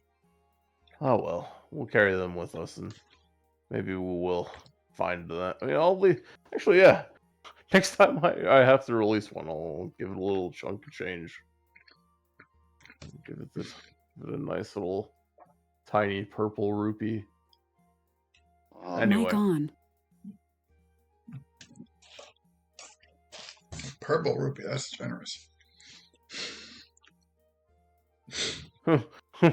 So is my life. Fair. Fair trade. Fair trade. So, I think we got everything out of Zop that we could for now. Mm. Now it's the question. Oh wait, there's always more. Oh yeah, there's plenty more I can ask, but it feels like I should move this, I don't know, day along. So Hang on. I'm going to do that. Play the sound clip. But wait, there's more. Okay, thank you. Let's go with this. Ruto, would you like to go to Zelda, or do you want to go to Zelda. Flora and, Daria? Well, Now, there is one caveat with going to Zelda. mm-hmm. If you go to Zelda, there is a good chance you're going to meet him. Him who? Oh no. The one you gave. The one that you made a promise with a long time ago.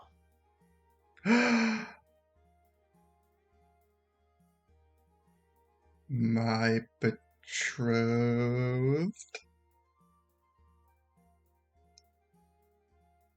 Yes. But you need to be prepared because he's not who he used to be. Well, I know who he... Wait. What do you mean? Well, okay, this is another Zop moment.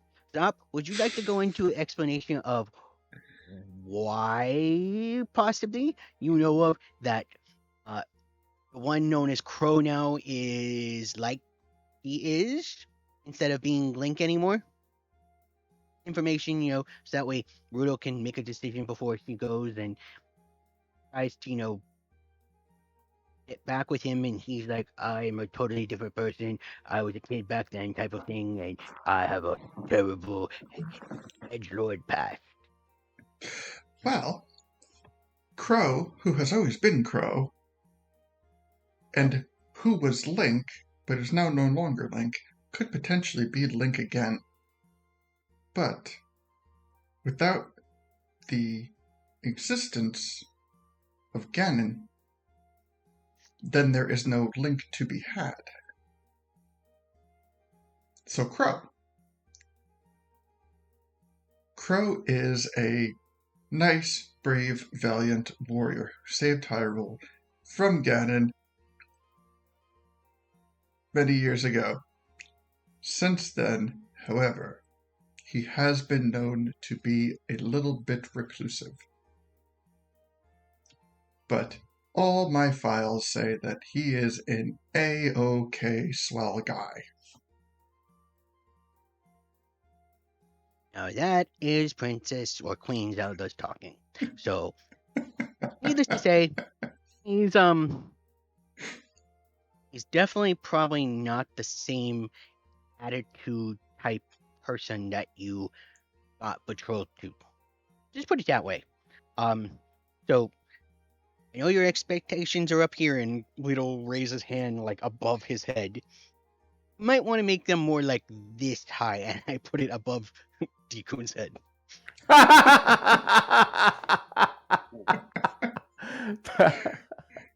Further files indicate that Crow is also dashing, handsome, brave, and strong.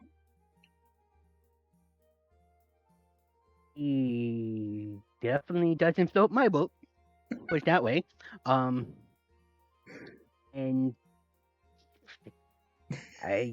yeah. When you see him, just it's kind of like let go with the flow. How about that? And see how things work. If you want to go there. Hmm. Well, now I do. I mean, Had that's to be honest before you went there and went, oh, look, it's him. And then he goes, oh, no, it's you. Nothing between us type of thing. And then you go, oh, no, now I have to, like, attack you or something. And then I have to go, like, step in because Zelda's going to be really pissed. And then I'll have to, try and fight Zelda. And then that'll be a big thing. And then I'll be king of Hyrule and then have to be like, oh, no, now I have to marry Malin. And then we have to be king and queen. And my sister can go rule over, Zora and Ikun could be like cool and Gullik and and he'll just keep rambling to himself. Well, first of all, you said you didn't want to be the Zoran King, but you'll be the king of everything? That's a little bit of a jump. Well, I Going like with that I'm the like fact- the house cat in this situation. going with the fact that, I am going to be around for a really long time, you kind of need the wisdom that, a druid comes with, kind of my thing. And since I've already met like 90% of the world,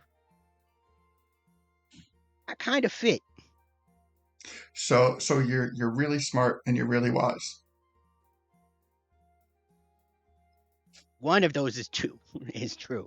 Well, I bring this up because if you are either smart and or wise, I have told you multiple times, I do not want to be the Zoran Queen. Oh no, I'm not saying you have to be the Zoran Queen. You just did. I'm saying you could rule there, not as the Zoran Queen. Maybe you want to make it like whatever it is with like a group of people, or you might want to be like an advisor type person. Or And heck, right now there's a good chance I'll have 3 sages on my side. Or Or I can go be reunited with my betrothed.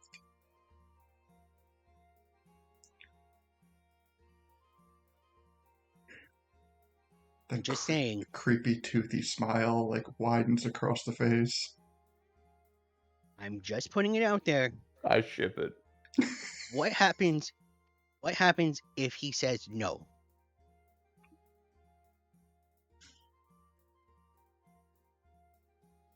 You're right. Just putting it out there. What if he does say no? Like, what if there's someone else? What if I'm too ugly? What if I scare him away? I'm saying no. I'm saying, what if times have changed? Unfortunately, you have been through a lot. He's been through a lot. You're 2 different people now. And he goes, I don't think we're right together, but we could be friends.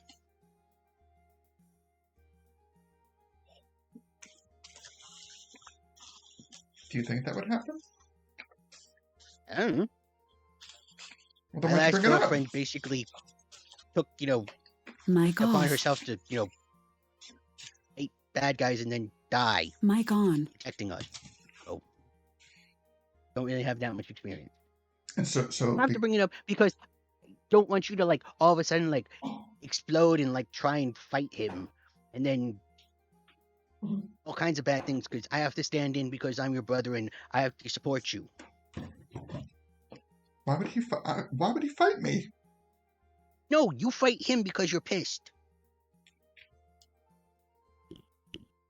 Wait, I'm pissed now? If he decides you only want to be friends, and you're like, no, you're betrothed to me, and then you're like, no, I own you, son, type of thing. He's worried the rejection might be overly painful.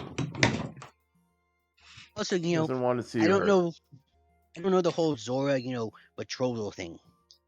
So I don't know if it's like a slight against our family, and then we have to fight him. Well, no, because I gave him the Zoran Sapphire. The one that you had in the water temple. Well, I didn't say I didn't Actually, have it. I said I gave it to him. But you had it in the temple. that's actually not true. And I'd actually like to kind of like chime in with that comment. Ruto, I can't make you a promise as to what he'll say or what he'll see. But I can tell you that after all this time, Crow was still holding on to the Zoran Sapphire. Before we went to the water temple, I asked him for it, and he gave it to me. I thought that it might affect you in some way to help snap you out of the sage thing, and you tried to grab it in such multiple times. And, well, suffice to say, if he had it for all this time with him, I am sure that his thoughts of you are there too, Ruto. I can't say where it'll go, but I know where it's been.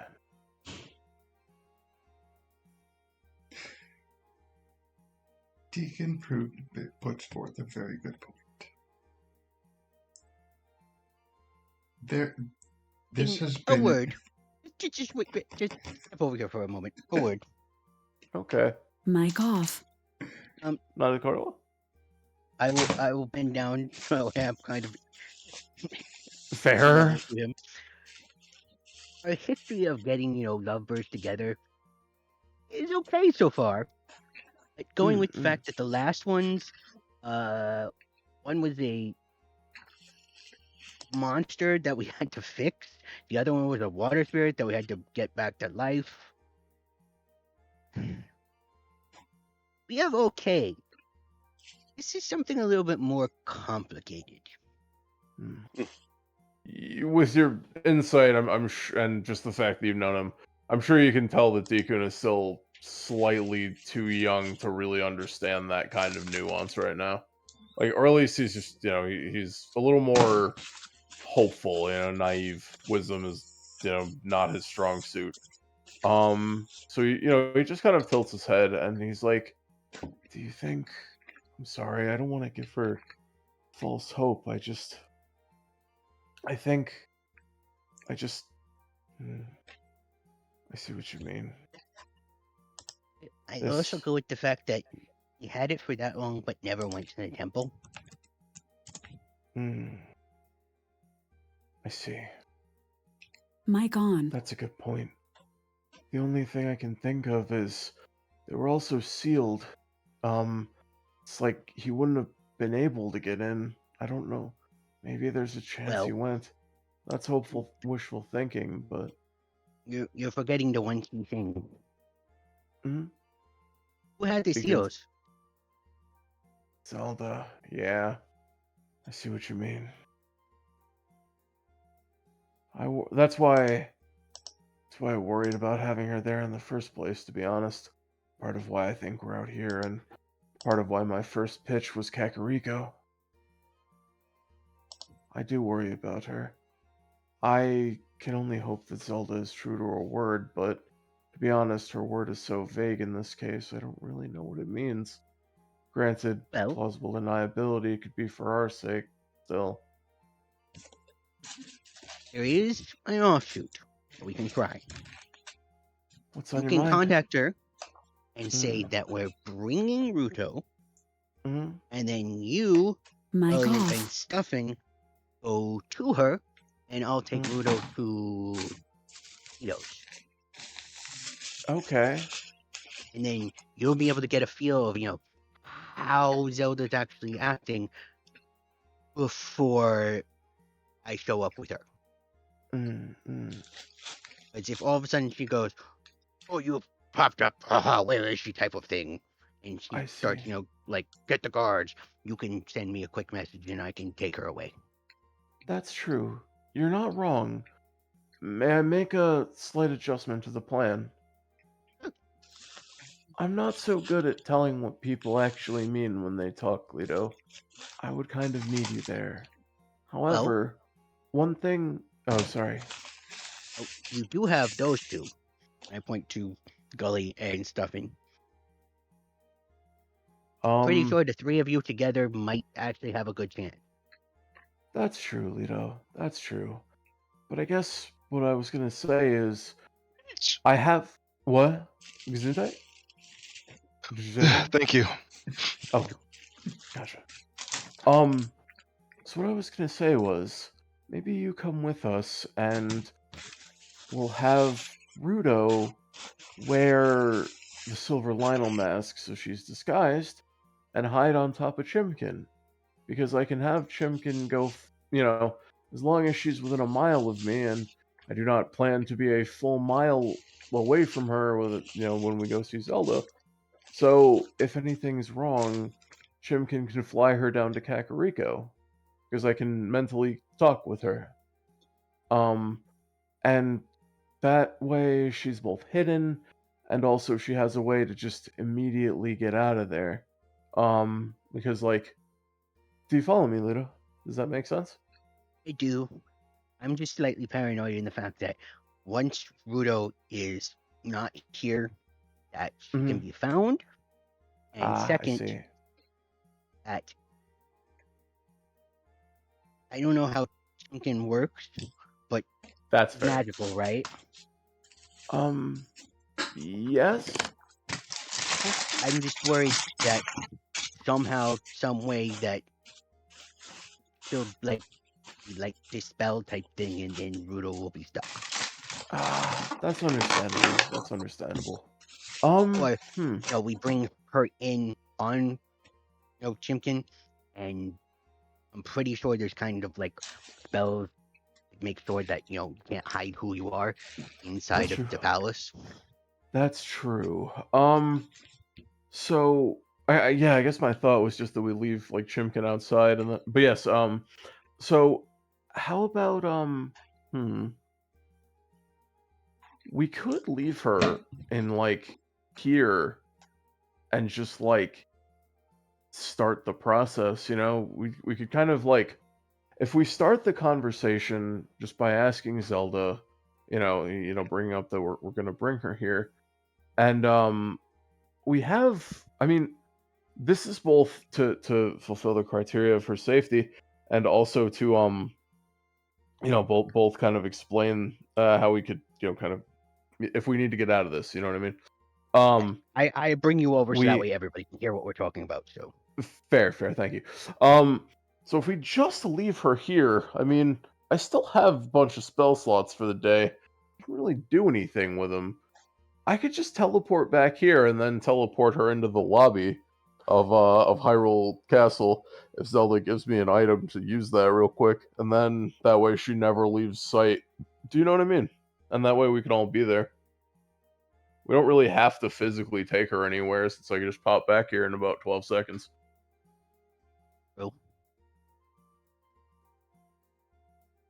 Sorry, I mean, it's not a bad plan. I just want you Gone. to be involved as possible, you know what I mean? Gully, Stuffing, ideas. What do you think?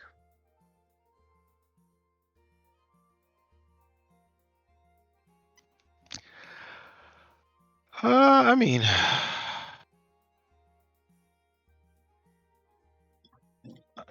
Mic I off. don't know. I'm kind of good with whatever. Well, just imagine you have a sister that is being hunted by bad guys, and you have the option of bringing her to two different places, one of which could be really safe, but also could be really, really dangerous. You take the chance. I have to posit some. Sorry, I shouldn't talk over this. I should let you guys talk.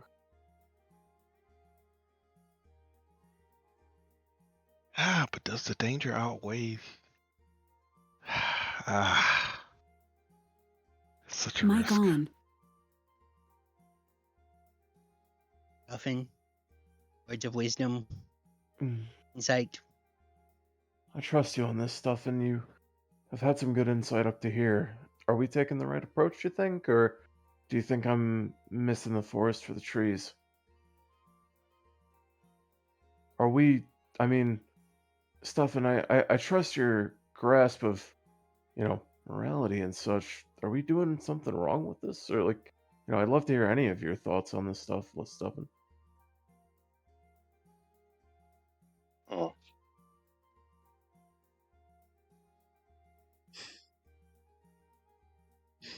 We lose Stuffin?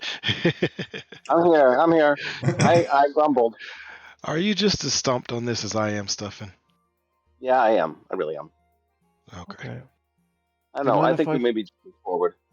Well, Sorry, what'd you say, Stephen? no, I'm kind of stumped on all this too. Okay. Can I just posit something? I think, in the end, what we really need to consider for this quandary, if we can't trust Zelda for something like this, we are so incredibly fucked that, Fair. like, everything we have ever done is now pointless. If she would betray us on this, after everything that we've done for this kingdom, after all of the times we've risked our neck, then she deserves the violent insurrection that would probably cause, like, from Leto. Like, obviously that's a joke, kind of. I imagine that's what would happen. But it's just kind of like, we have to believe in her, I think, in the end, because she is the only, like, she has been cordial, she's been good to us, but more than that, she is the only hope that this entire kingdom really has. Does that make sense? Well, the story is named after her, so sure. Is a story named after her? No idea what you mean. Nice. I'm gonna do one last thing and leave it up to the person who it's going to affect the most. Ruto, That's true. what do you want to Uh-huh. actually do? No. Zelda. Well, I believe that my excitement has answered the question already. Okay. Sounds good to me. I mean, I know that I'd be safe in Kakariko Village. I know that it's surrounded by the Lost Woods and all that, but personal feelings aside, there should be no safer place in the kingdom than Hyrule Castle. In the end, Okay. I agree. Ruto, if anything happens, I am so very sorry. But I believe this is the right thing to do. I believe so too. And if something bad happens, well, it wouldn't be the first time something like that has happened. And I would just like to let you all know that if something bad happens, I hold none of you responsible.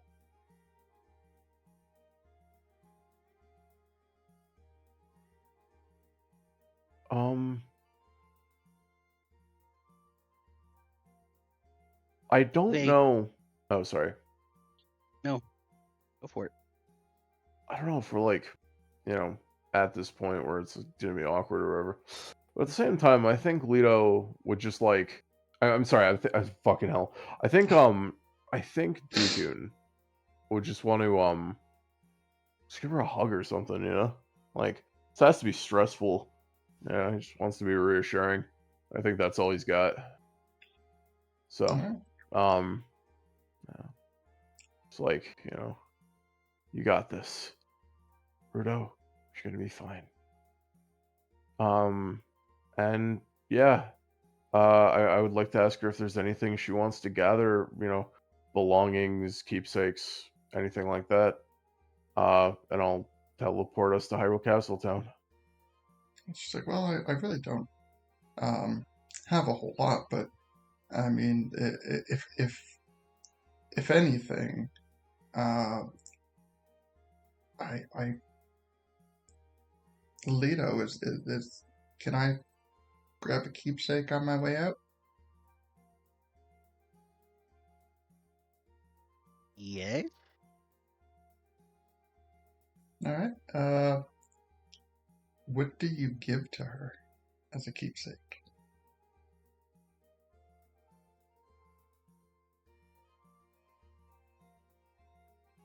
Now, just for like perfect clarity, it is a keepsake that is going to remind her of you specifically. What is something that is on the cottage, on the beach, anything in your possession that you would like to give to your sister? Looking. Lots of stuff. Lots of stuffing. Ooh.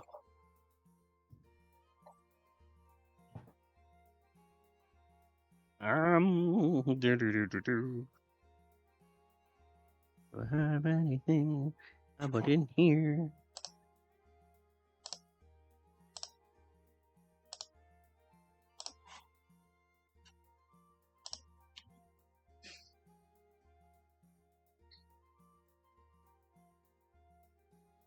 That would be a good idea.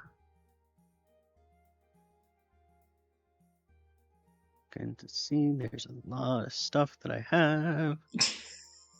It's just a question of what exactly would I as So many good choices. there's actually quite a few.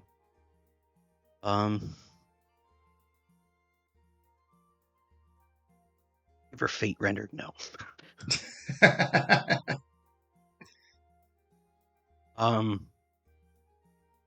I think I have anything I've had for the longest time.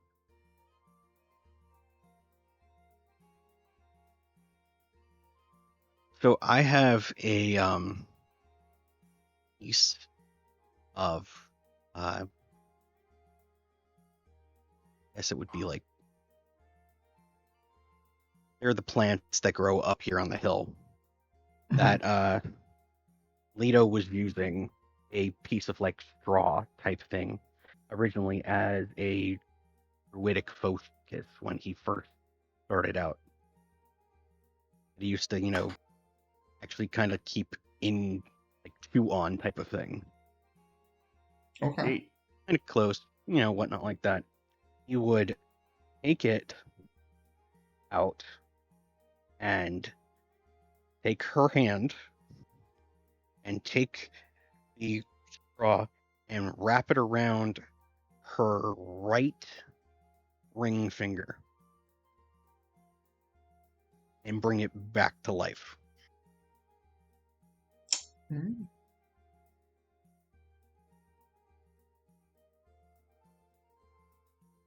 This is so that way you know where I came from and you always know where I'm going.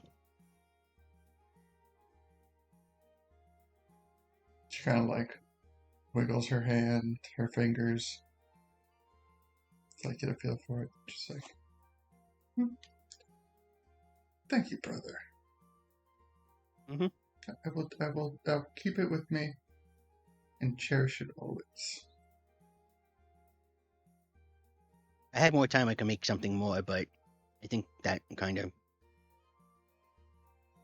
it's a keepsake from when I first started, so No, this is perfect. it makes sense. I love it. So she like Okay. claps her hands together and she goes, "Oh, let's do it." I give her the silver Lionel mask to put on. She looks at it, with a questioning look, but puts it on anyway. Oh wait. Okay. I was just gonna say like, yeah, like just actually, 'cause I don't have anything to get us right into the throne room. I don't think we have to like walk there from the fountain. So Yep. Walking. Jeez. I know. no. Like a peasant. Just Not kidding. 100% true. Oh yeah. Oh sure. I guess we have your fucking mirror. We could teleport to the treasure room. That'd be funny. Or you do have on your back something that was made by Ken. Oh true. I have that little shuriken thing. That's cool. Mhm. Yeah, that'd be fun. Actually, yeah. Hell, I even have his mithril armor on still. I'm like, yeah, that works. Yeah, let's surprise Ken.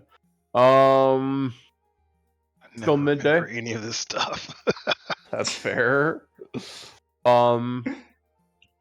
Yeah, let's go to Ken's. All right. Stuffin' Gully, you good? Good. Let's go. All right. Well, what about you, Stuffin? You ready?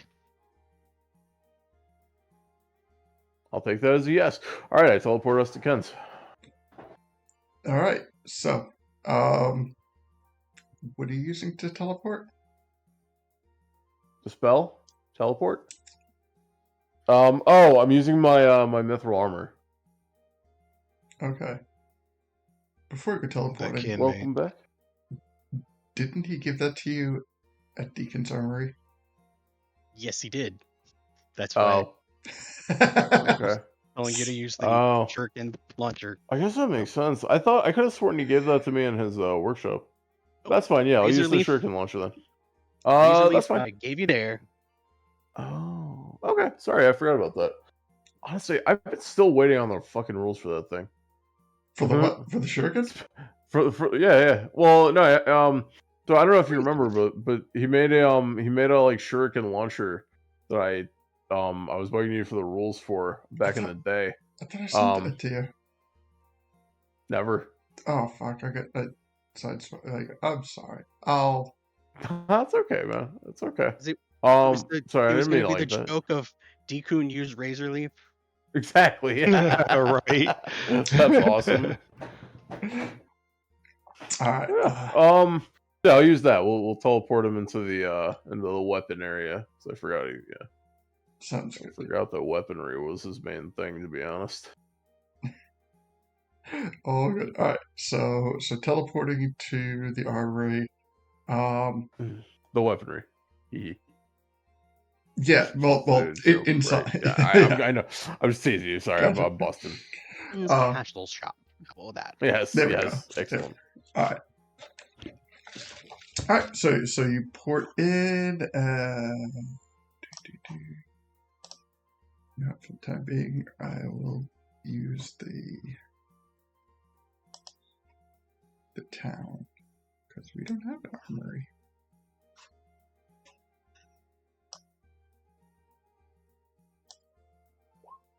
Can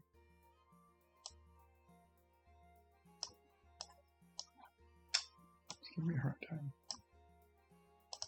There we go. Thank you.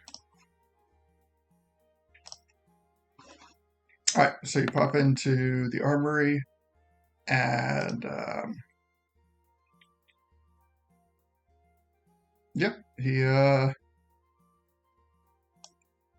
as you get there, you can immediately hear like the banging of hammers, and you can feel the heat from the forge. Is it cooler though?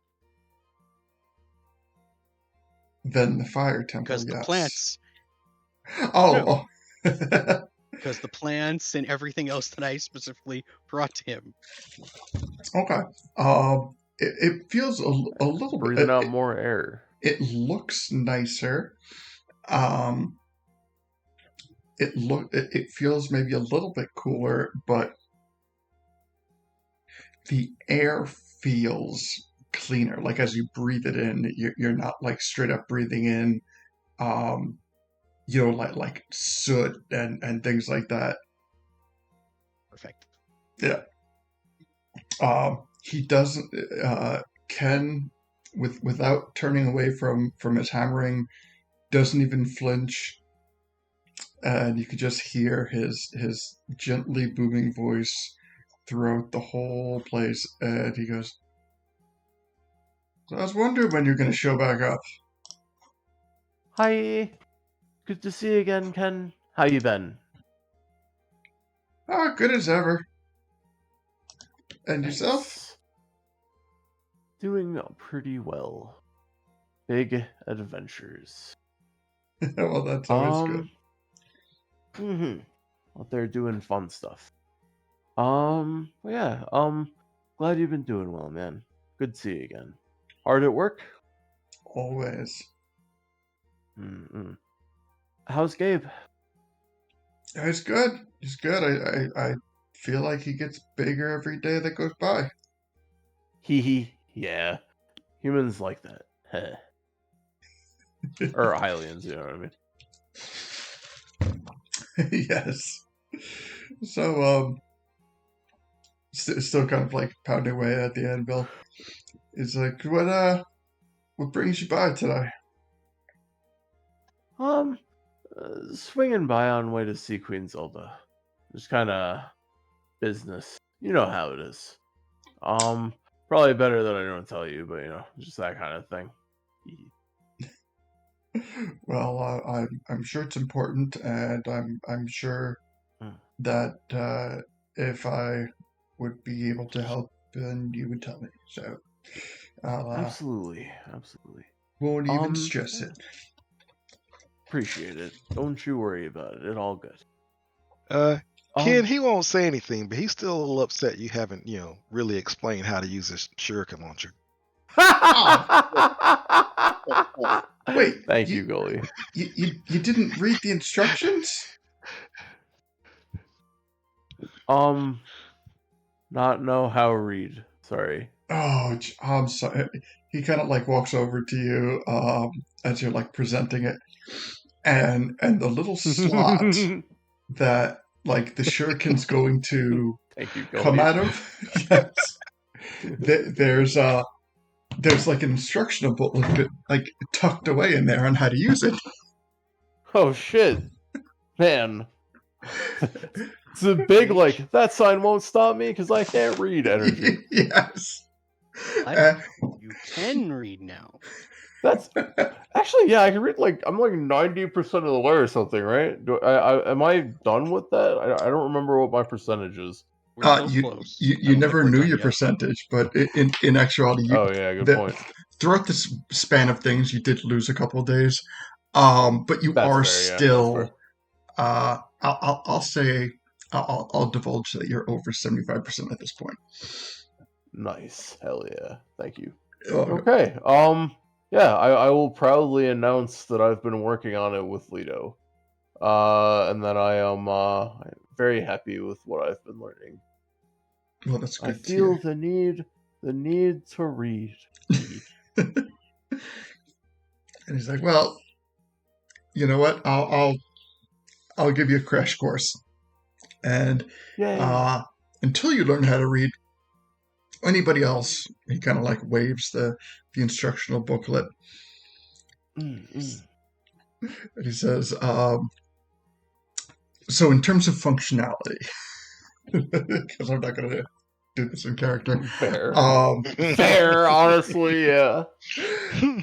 As long as the piece is equipped, it can hold up to 10 shurikens. Ooh. If you can use your action in combat to load shurikens 2 at a time. Okay. And you can also use your bonus action to fire it, because the triggering mechanism is attaches to. I know I know in your picture you really don't have arms, but you have arms. Yes. just for clarification for people looking Yes. at Definitely. what I'm about to say. So the trigger is kind of like a loop that attaches to your bicep. So when you like jerk your arm forward, that's what triggers the shuriken. Nice. Yes. That sounds like fun. So does it work the same as like throwing it, but like or like do I have proficiency in this with like, because I'm proficient with hand crossbows, did I have my crossbow expert feat? Like, yeah, I have no idea if the concept is like, because obviously I'm proficient in like throwing weapons and stuff, so there's that. But I believe yeah, that this would fall under a martial weapon. It's a little bit more complicated than like your average weapon. Right, but sorry, what I mean by that is it's definitely a martial weapon. No, I mean that makes sense. But I'm talking about like, would it fall like under the breadth of like crossbow type of stuff? It's like a similar concept. Yeah, you know what? Let me. Can I give you full disclosure before you commit to an answer, if that's okay? Sure. Like why I'm asking this specifically. Yeah. So Crossbow Expert does a couple of things. Number one, it ignores the loading quality of crossbows you're proficient with. Not to say that would mean I don't have to physically load it, but it ignores the fact that like typically if you're making a crossbow or something else with a loading property, you can only make one attack. You can't use extra attack by any means. Mm-hmm. And then obviously this is universal, but obviously I can make the attack within 5 feet without being disadvantaged because it's a ranged attack. That's just the passive. And then typically the way that it works is when you use the attack action and attack with a one-handed weapon, you can use a bonus action to attack with a hand crossbow you were holding. So my question is like, would it kind of apply with that, especially since you said it could do stuff as a bonus action? Or would it be like, like I'm just trying to suss out if it has any compatibility with that. Because it I know that's complicated. You have time to think about it if you need it, but I was just curious. Okay, there is. Long story short, Crossbow Expert lets you do range weapon attacks in a funky way, even though it says crossbow. Yeah, that's range weapon. Yeah. Thank you, Gully. Exactly. Okay. Yeah, that's what I was curious about. Let me just do a quick cross reference on like the wording and. If I can tell you the gist of it, basically what it means is I can attack with this as a bonus action if I also attack with it as an action. That's really what I'm curious about.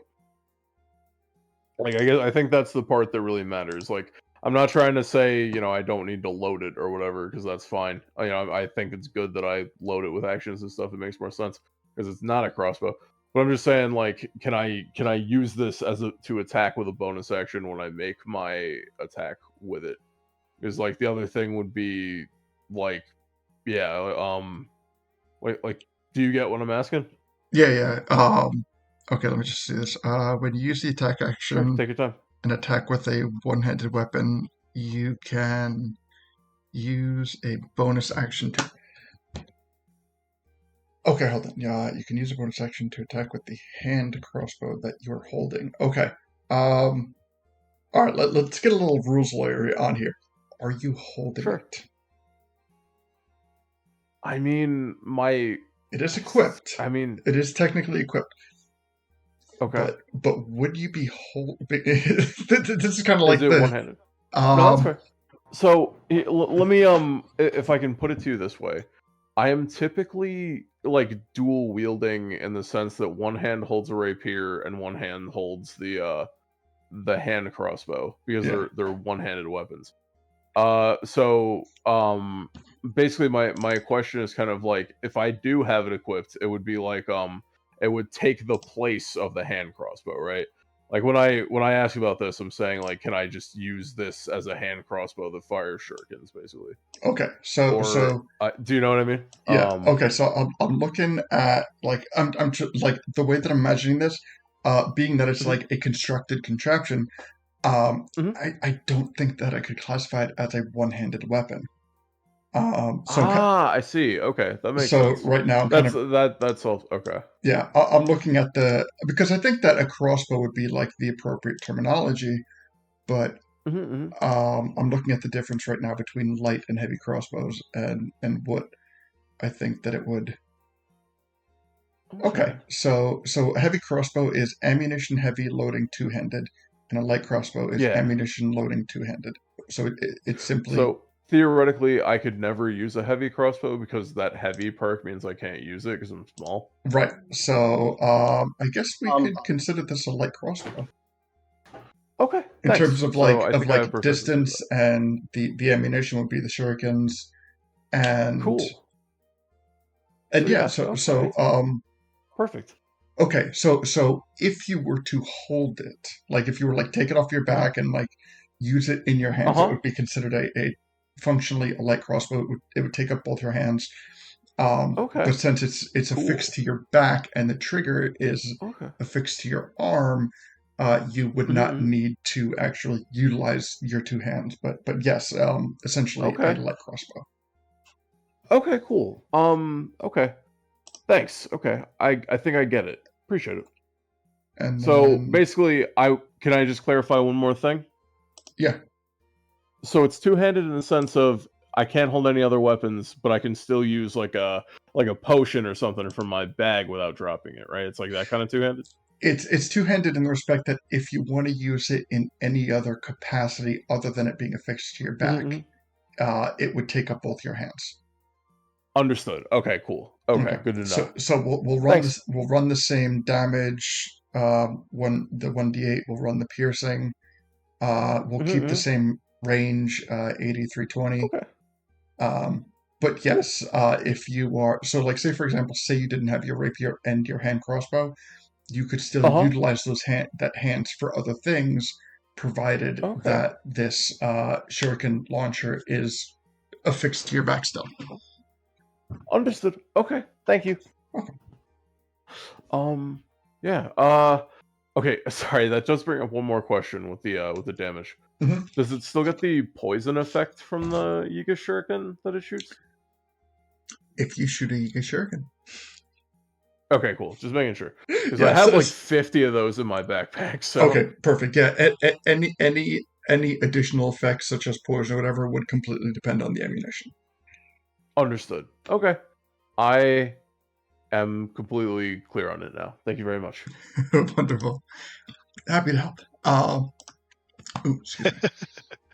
I honestly forgot that existed. Fair, honestly. But It's been in my it is a defense, callback. yes, this has been a very long campaign. So yeah. Definitely. Okay, great. So he takes time. He reads you the instructions. He lets everyone else know what they can do, and also as a circumstantial effect, other players since the trigger action is just like a cable going from the shuriken to your bicep. Uh, Mm-hmm. Theoretically speaking, other people could pull the trigger. Cool. So if you have what I say, I said bonus action to load and action to use, or did I say the other way around? Okay, so Other way around. But I so mean, bonus yeah. action to fire. Okay, so theoretically, if other players are within 5 feet of you, they could use their bonus action to pull on the cord, the trigger, and fire shuriken. Okay, so you know what you've just done, right? You know Dekun is now a mounted turret on Gully's shoulders permanently, right? Yes. So Gully, you can now pick me up and have me fire at enemies, and I don't even need to use my snout. Excellent. Nice. There we go. Excellent. I love that. This is perfect. It all leads up to this, boys. That's right. That's sick. Oh, the shenanigans. Hell yeah. Gully just unlocked the ranged attack. Let's do it. Oh, Oh, God, I love it. Hell yeah. It's gonna be great. Okay, so it gives you back the instructions. He kind of like Arigato. Ken kind of like helps. I mean, since you're there, he's kind of like adjusting the fittings and making sure everything still works right. Um, and then after that, he kind of asks you, he's like, well, I'm sure you didn't come here for this. I mean, I'm happy I could help with this, but so still, what's up? Well, I honestly, part of me just wanted to check in on you guys. Like I said, we got to see Queen Zelda about something, but it's just good to check in with you. I honestly, I'm just gonna tell him like, so to be honest, I've been thinking about becoming the Forest Sage, and it's kind of one of the things we've been handling, and everyone's been very supportive so far, and I guess that's kind of the newest thing with me, and yeah, I'm still kind of figuring it out a little bit, but we're gonna be having a little like ceremony tonight. Ken, do you want to be there? I could take you to Kakariko with us. Yeah, that sounds great. Absolutely. Deacon smiles. It is clear this has made him very happy. I give Ken a hug. And as you like running for the hug, he gives like a like oof as you like press into his side. Perfect. Yes, I'm slightly heavier than the average. Yes, I'm made of wood, you see. But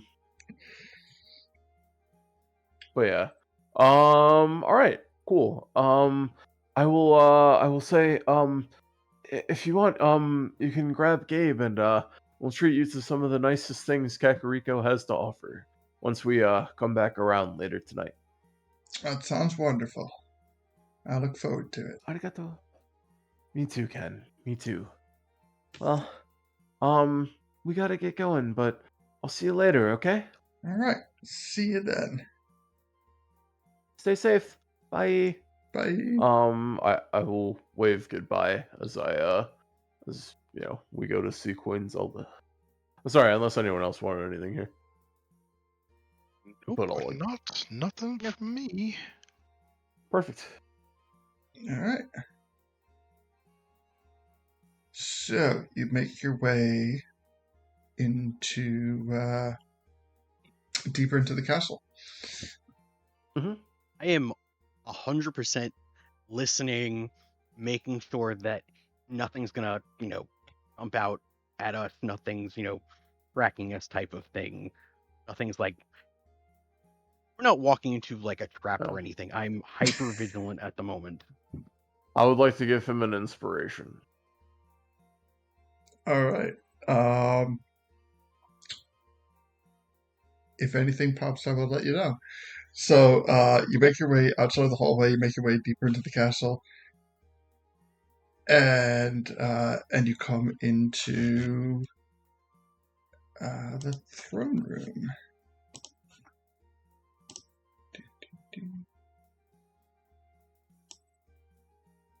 Nope, that's not what I meant to do.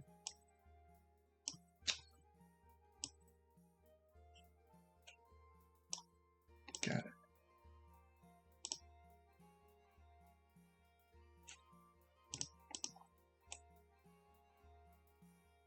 All right, so present in the throne room is Kato and Zelda, and they are honestly nothing. Like the entire throne room is very quiet. On your way towards the throne room, you happen to pass a couple of people who were walking in a direction that you would recognize was towards the exit. They were kind of like talking about things between them. Yeah. Anything before I proceed? Hmm. So this is just in case, but I know I gave Leto an inspiration. Can I give everybody else one too? Sure. Great, thank you. I don't know what's coming up, but hey, you never know, right? Yeah. All right. So you make your way into the throne room, and you find Zelda and Kato, and they are just relatively quiet, not really discussing anything of importance. No hovering over any battle maps of the kingdom. Um, and they're like, once you get in, Zelda kind of like looks to the side of Kato, and she's like, "Oh, I um." You guys are next. You know you don't need to like wait in line. Like, Oh, I mean, it's a new behavior, but like, yeah, you guys are welcome here. thanks, Zelda. Sorry, Hmm. She shakes. He shakes his head. Just got a lot on the mind, I guess. Taking it slow. How are you? Good, good. The things are as they always are. I see that you have well, let's not be coy. After the message, I'm pretty sure who's behind that mask. To get nuts. Um. Yeah, I'll use my telepathic link to ask Ruto if she would be more comfortable leaving it on or taking it off at this point. And she just removes the mask. Okay, I will. I guess I'll get that back from her. I guess. Nope, she tucks I it mean, away in a bag of holding you didn't know she had. valid, honestly.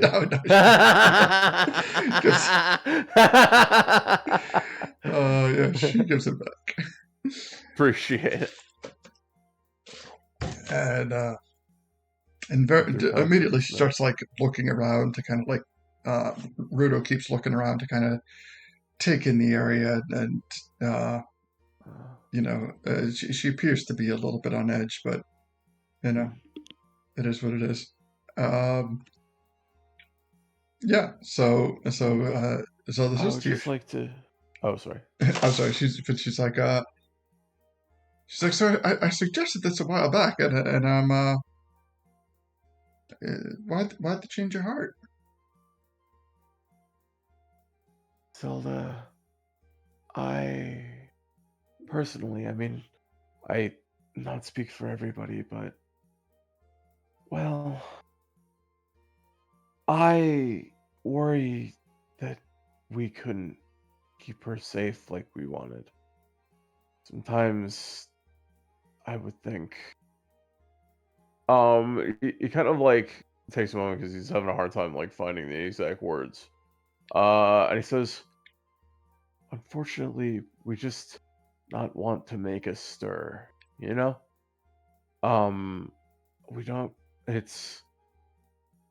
It seemed like a less scary option. The truth is, we not know how far Ill's reach is, and some of the other forces we've dealt with have been very insidious, and, well, I understand that you can try to keep her safe, and we just thought that, we could too. But in the end,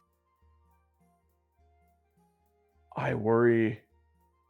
In the end, it's not so much that we worry less about her safety, but it's more that I've come to trust in you and believe that you could do this the best way it can be done.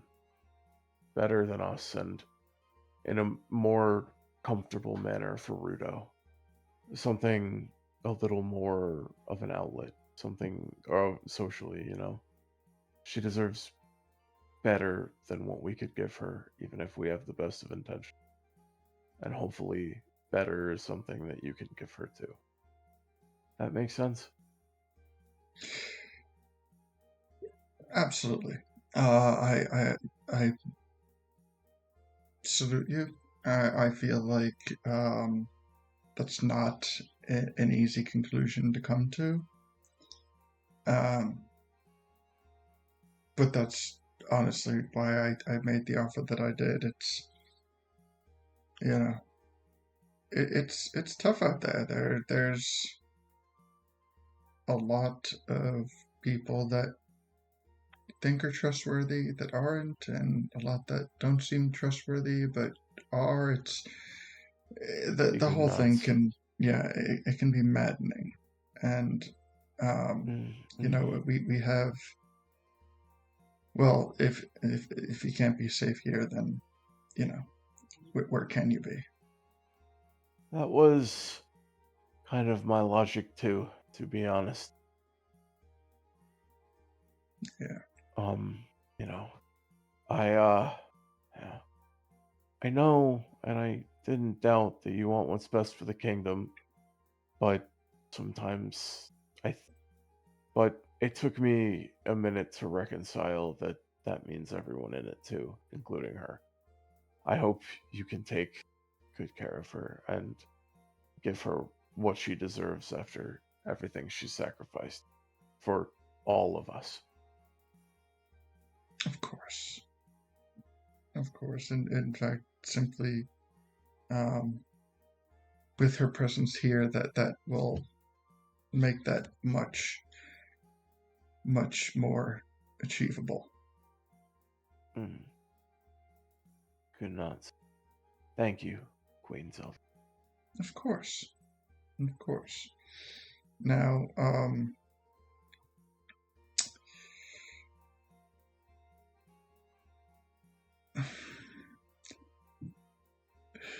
so then she kind of like gives like off to the side one of like the surrounding castle guards. She kind of like gestures to him over, or gestures over to him, and he comes over and she's like, "This is the Zoran princess. If anybody finds out she's here, you will die. And it won't be quick, and it won't be pretty, and it won't be private. You're going to take her, and you're going to settle her in one of the rooms,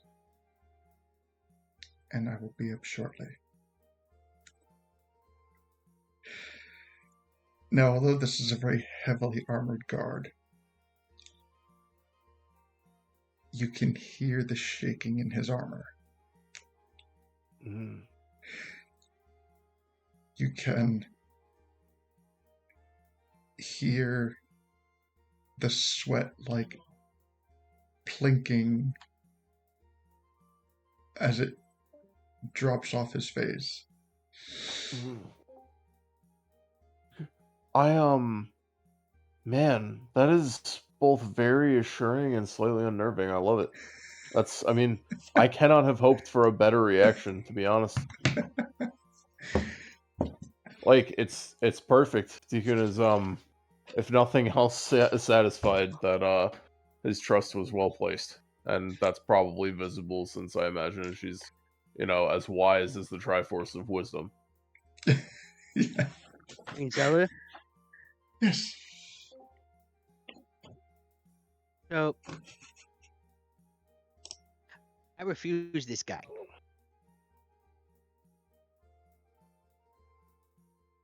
What'd you say? I refuse this guy. If there's anybody that's going to guard her, it's the one person that should have guarded her the whole time. This man is simply going to escort her. She is under the No, no, no. guard of No. my I protection. want him to come out and specifically show up because he's supposed to have been there to help her out.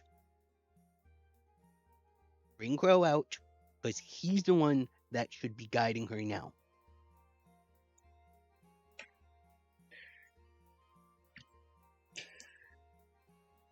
He owes it to her. You hear a familiar voice behind you. The voice says, "Now, is that any way to talk, to speak in the presence of a queen and a princess?" When he starts talking, can I like jump and like fall on my butt in surprise? Is he stuck up on us? Yes. Okay, thank you. That's all. And yeah, sure as anything. Crow is standing behind you. Some distance, turn not around. sneaking up on you like a fucking ninja or nothing, but I'd say he's about 20 feet behind you. I mean, that's I will fair. turn I was around. definitely scrutinizing Zelda too much to not be surprised, so Yeah. I will also turn around, but I will scoot my butt and not get off the floor. I will say, it's true, but in fact, I'm also royalty, and I'm also a hero of Hyrule. So, I might not show respect at the moment, but it's for a good reason.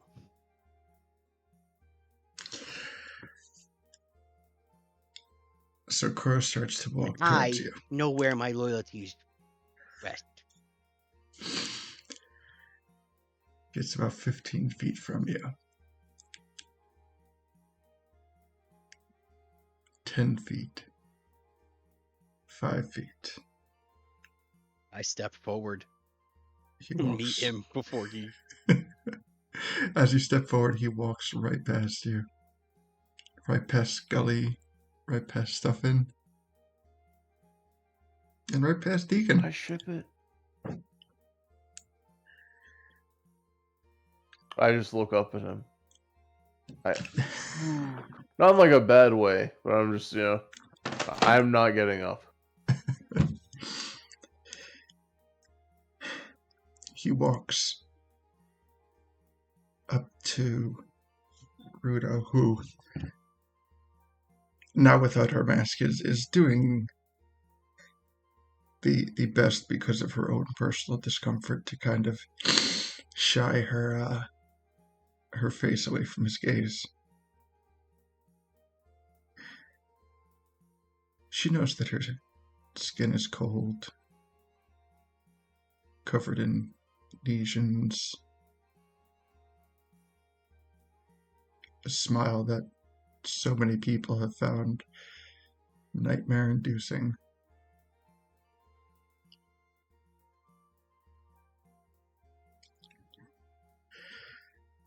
He puts his hand on her chin, lifts up her face,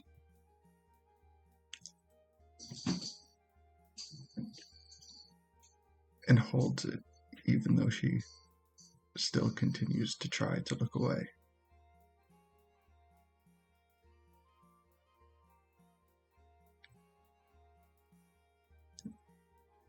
And after a period of unknown silence, Crow says to her,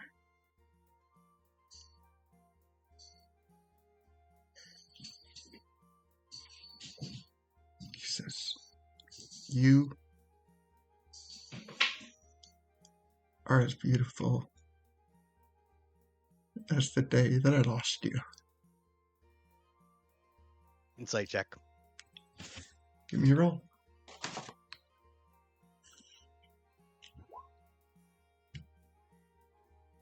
27. 27.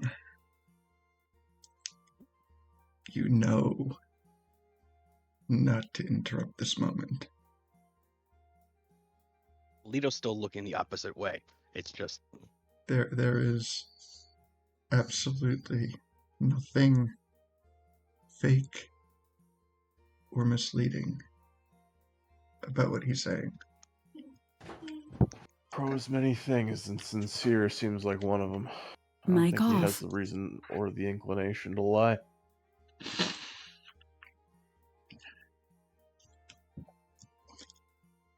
Mic on.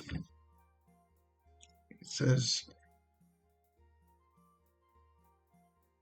I appreciate the willingness to escort her, but I will be doing that.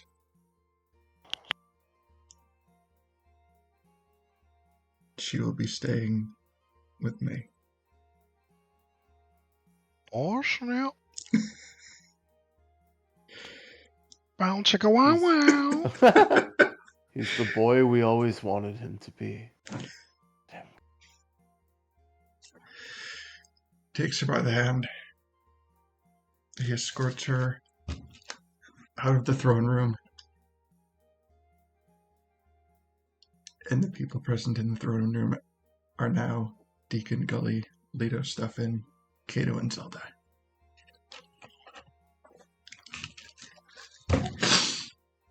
And Zelda says, I know how difficult it is to make decisions like this. I know that it's difficult to put this amount of trust and faith into anybody.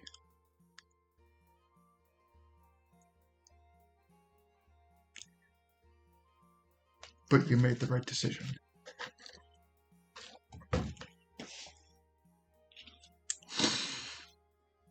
And now,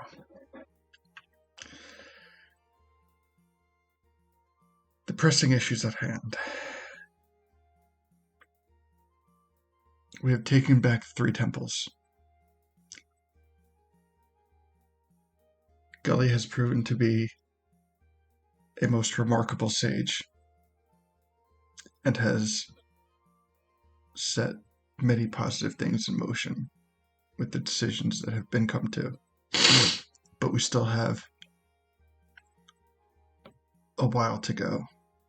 We still have other temples that need liberation. We still have temples that need right and just sages.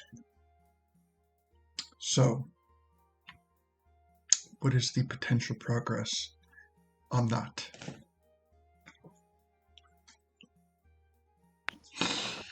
Well, I would like to more start with Stuffin, our new friend, has been making some progress, and we had a discussion as to Mic off. maybe potentially making him the sage of the water temple that we've cleared out. He seems like he has the knowledge and capability to pull that sort of thing off. And more than that, well, I think it could be a refreshing change of pace for the Zoran people. He goes on to continue after a moment. I think the only thing in our way is the monarch of Zora's domain. We worry Mic he on. might pose an issue that I presume you are already understanding. I do not know a way around this that does not result in turmoil. But I guess I just, more to the point, rather than making broad general strokes of a move, I would just like to get stuff in there and cause the least chaos possible until there's a reason to like, not that there's not a reason, but until we have the opportunity to do more things. You know what I mean? Well, Do you want me to summarize that a little better? Like, how No, do we help stuff? Okay. yeah. So, not to intentionally involve you in political matters, as you know, it wasn't exactly part of the job description that I bestowed upon you, but I guess this is something that was an inevitability nonetheless. Zora's domain is an area that is subject to political unrest, probably more than any other place in Hyrule. I know Il. I have met with Il. In large part, Il does seem to have the favor of the Zoran people. But I see. I don't trust him. I do not either. And to sway things in a favorable direction, we have a Zoran prince and princess amongst us. Now, given the time frame that we are working with, I, for one, would prefer not to fight a war on two fronts. And I do believe that Ganon and his followers are a more immediate threat than whatever I am potentially not okay with pertaining to Il. So although I cannot start an aggression against the Zoran people to help, if something were to happen,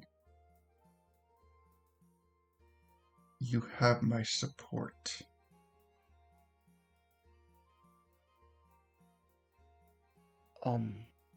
Thank you. And I trust that I'm being heard very clearly on this matter.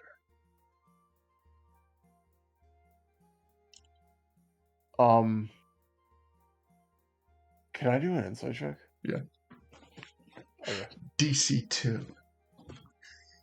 Excellent. I might still mess this up. Okay. Valid, honestly. I'm just saying. Okay, so I just. Okay, hang on. I'm gonna roll. Let's see what I get. Oh wait, actually, still have Jack of Trades. I forgot about that. Okay, cool. 15. So she's saying don't touch anything, isn't she? No, she's saying she cannot touch anything. Because even though she is not only the Hylian Queen, but the Queen of all of Hyrule, there are still limitations to things that she can accomplish. And her personally, she is, as it has been since the beginning, she is most concerned about the impending war with Ganon. So, we're free to go ahead and workshop. So she doesn't entirely trust Il, but she recognizes how how Il is seen by the Zoran people. So because Il is being seen favorably, and the resources are being spent towards Ganon, and right now like the portals.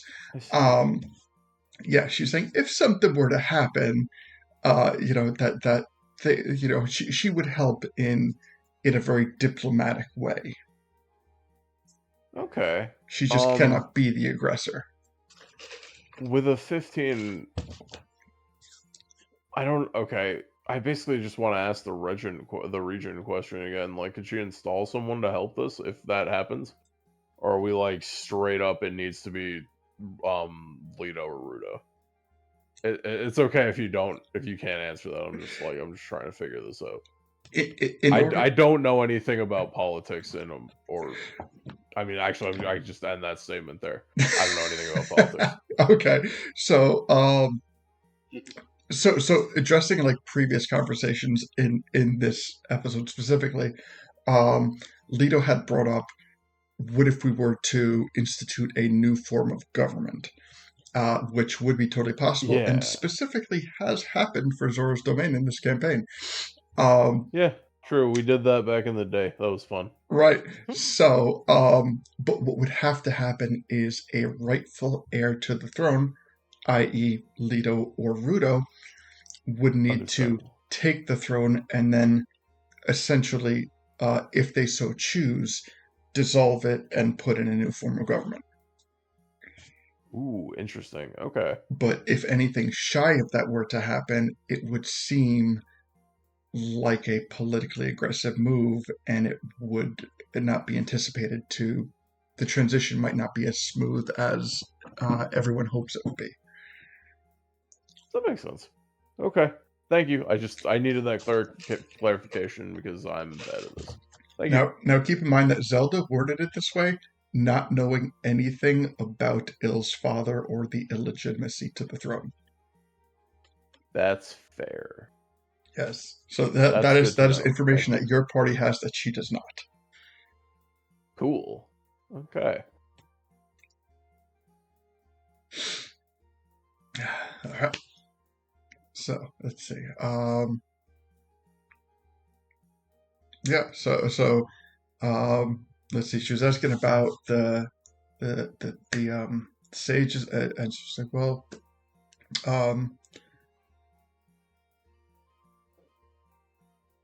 what temple do you plan on going to next?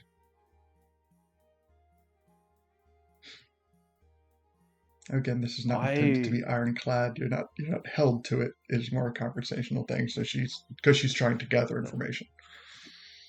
Understandable. Shadow. I mean, I know. Wait, what'd you say, Lito?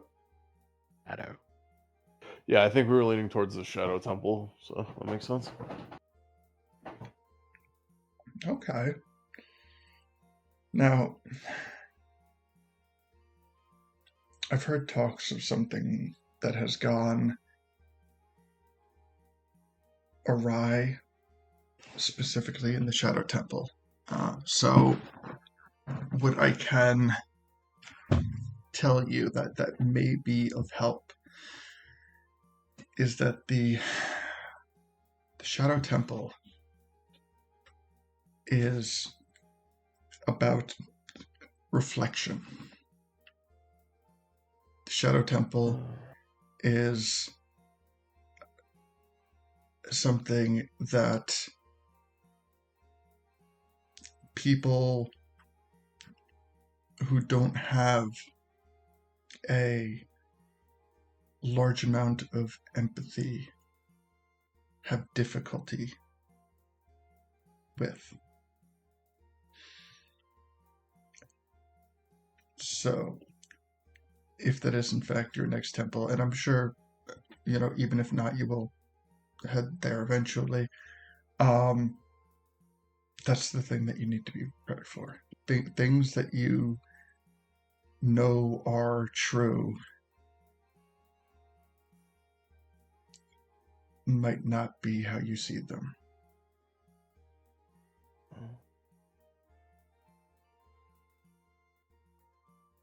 Dude, kind of like looks down at himself. I don't like considering that, and then he looks back at her and nods. Thank you for the.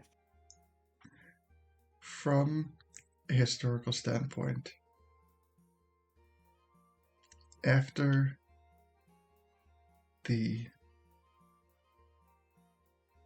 I almost said something really bad. So after the Sheikah left that temple,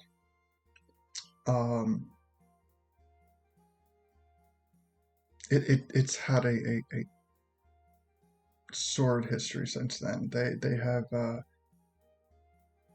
during times of war, we have used it to hold prisoners of war. We've used it for an area of interrogation, specifically because the temple itself is almost like a living, breathing entity that shows you the truth, whether you want to see it or not.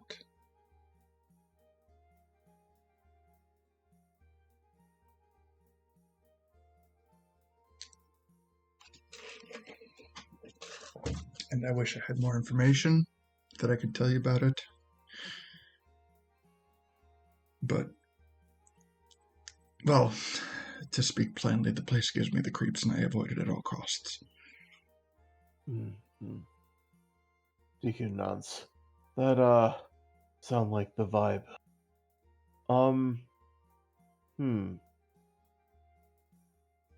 Do you happen to know where it is, or the key, or what have you?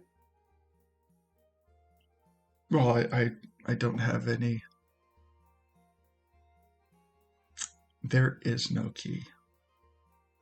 Oh. Neat. And then she kind of, the map of Hyrule, you have a map, like, she's given you a map. Okay. So she kind of, like, brings it up to you and kind of, like, marks an area on your map. Let me see if I can bring it up.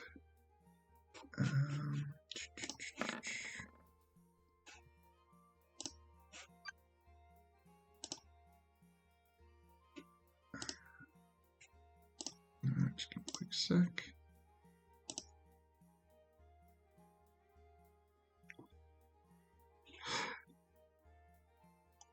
Alright, so I brought it myself, but didn't take everyone over.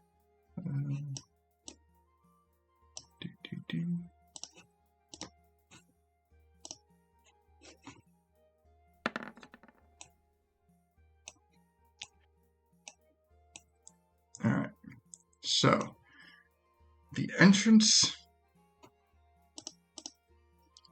to the Shadow Temple.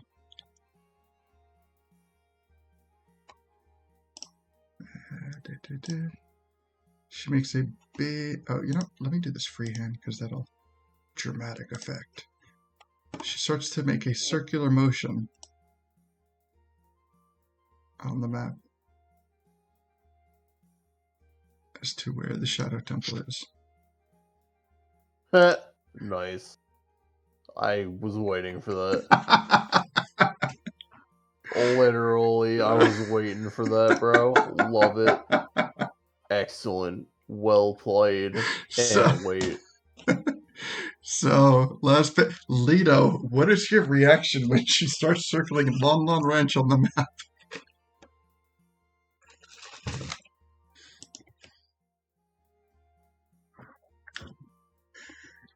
Leto will look and like stare daggers at her. Ooh. Staring daggers at Zelda because of where the Shadow Temple is? Mm-hmm. All right. So, she points out, she says the Shadow Temple is hidden beneath the Lon Lon Ranch. She goes, there is a secret entrance to get there that is not at Lon Lon Ranch, but it is approximately a little bit northwest. So you will find kind of like what appears to be a stone mound, and that itself is how you get into the Shadow Temple. So, hmm. Hey, question for you. Yes. Is is there any relationship between the Shadow Temple and those um, weird things in the sky that are abducting the Lon-Lons from the ranch?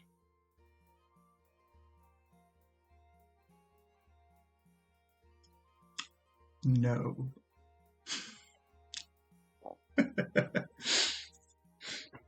So, yeah. Okay. So right now, just like as a last bit of exposition, we have Lon Lon Ranch that is like on the level like of Hyrule. Beneath Lon Lon Ranch is the Shadow Temple. The um the ships. I'll just call them ships right now. The ships that have been like abducting Lon Lons are not in any way associated with what is beneath the Lon Lon Ranch. They're two very very different things. But yes, uh, that is where we're at. Any last, any other questions or concerns before we wrap it for the night?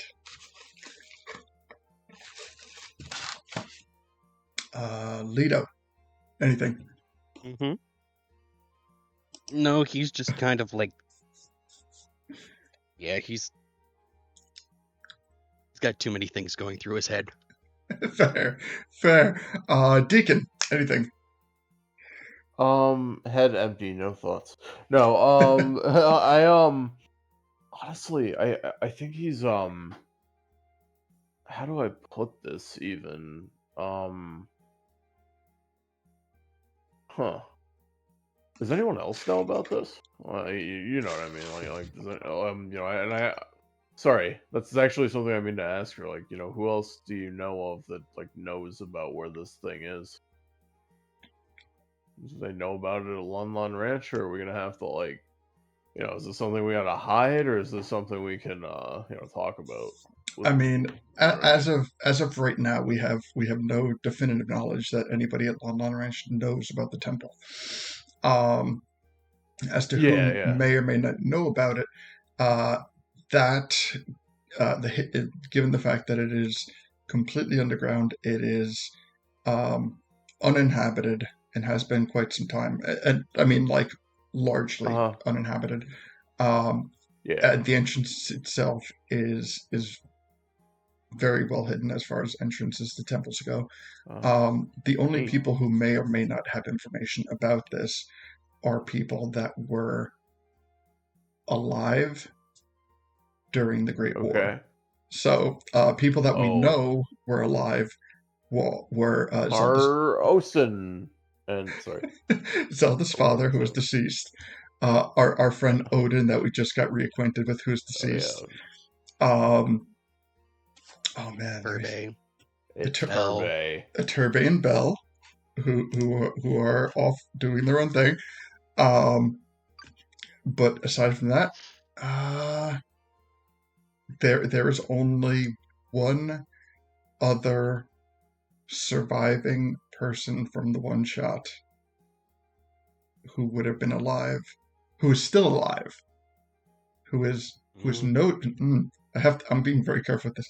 There's only one other person from the one shot that we know is still alive outside of Iturbe and Bell. Lakawan? I mean, kind of. Mm-hmm. That's it. That is the only person we know that is still alive that would have, because also keep in mind from the one shot, the Shadow Temple is where the one shot ended. Where Turbe got tortured, right? Yeah. Yeah. The Shadow Temple is where Bongo Bongo was created.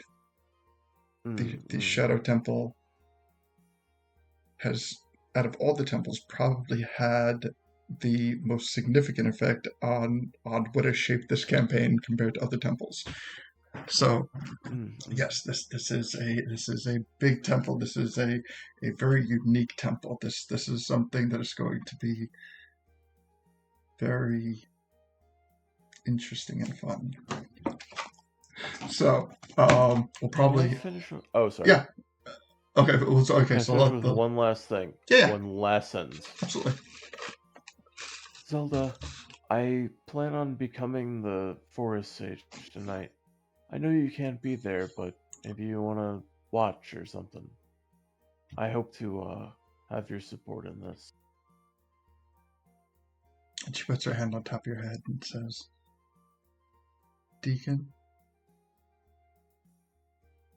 although I will not be there in person, I will be there in spirit, and you have my full blessing.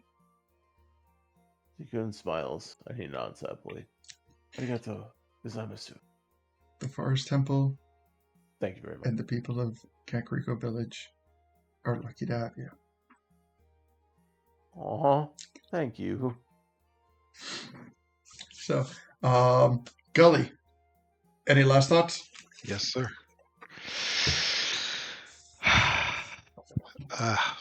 Oof, I'm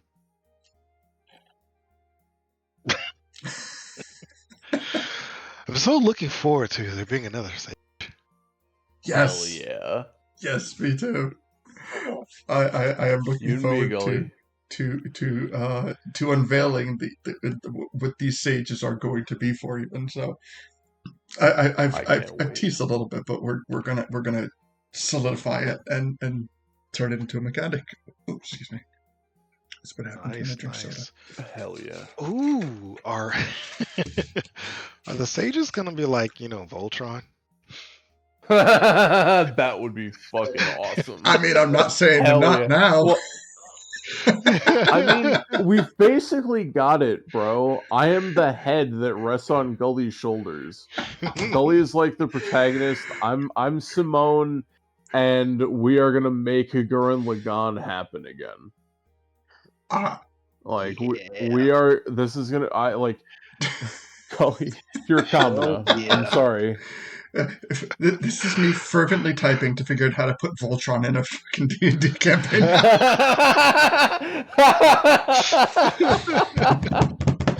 No, this is fire, bro. That was great. I love it. Absolutely.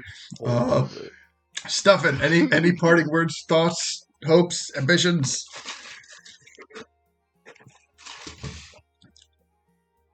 Stefan wants to say, I'll form the head. I'm sorry, Stefan. I'm Blue Ranger. Was that an MC Frontal reference? Oh, I guess not. Oh, there's. I think it's MC Frontal.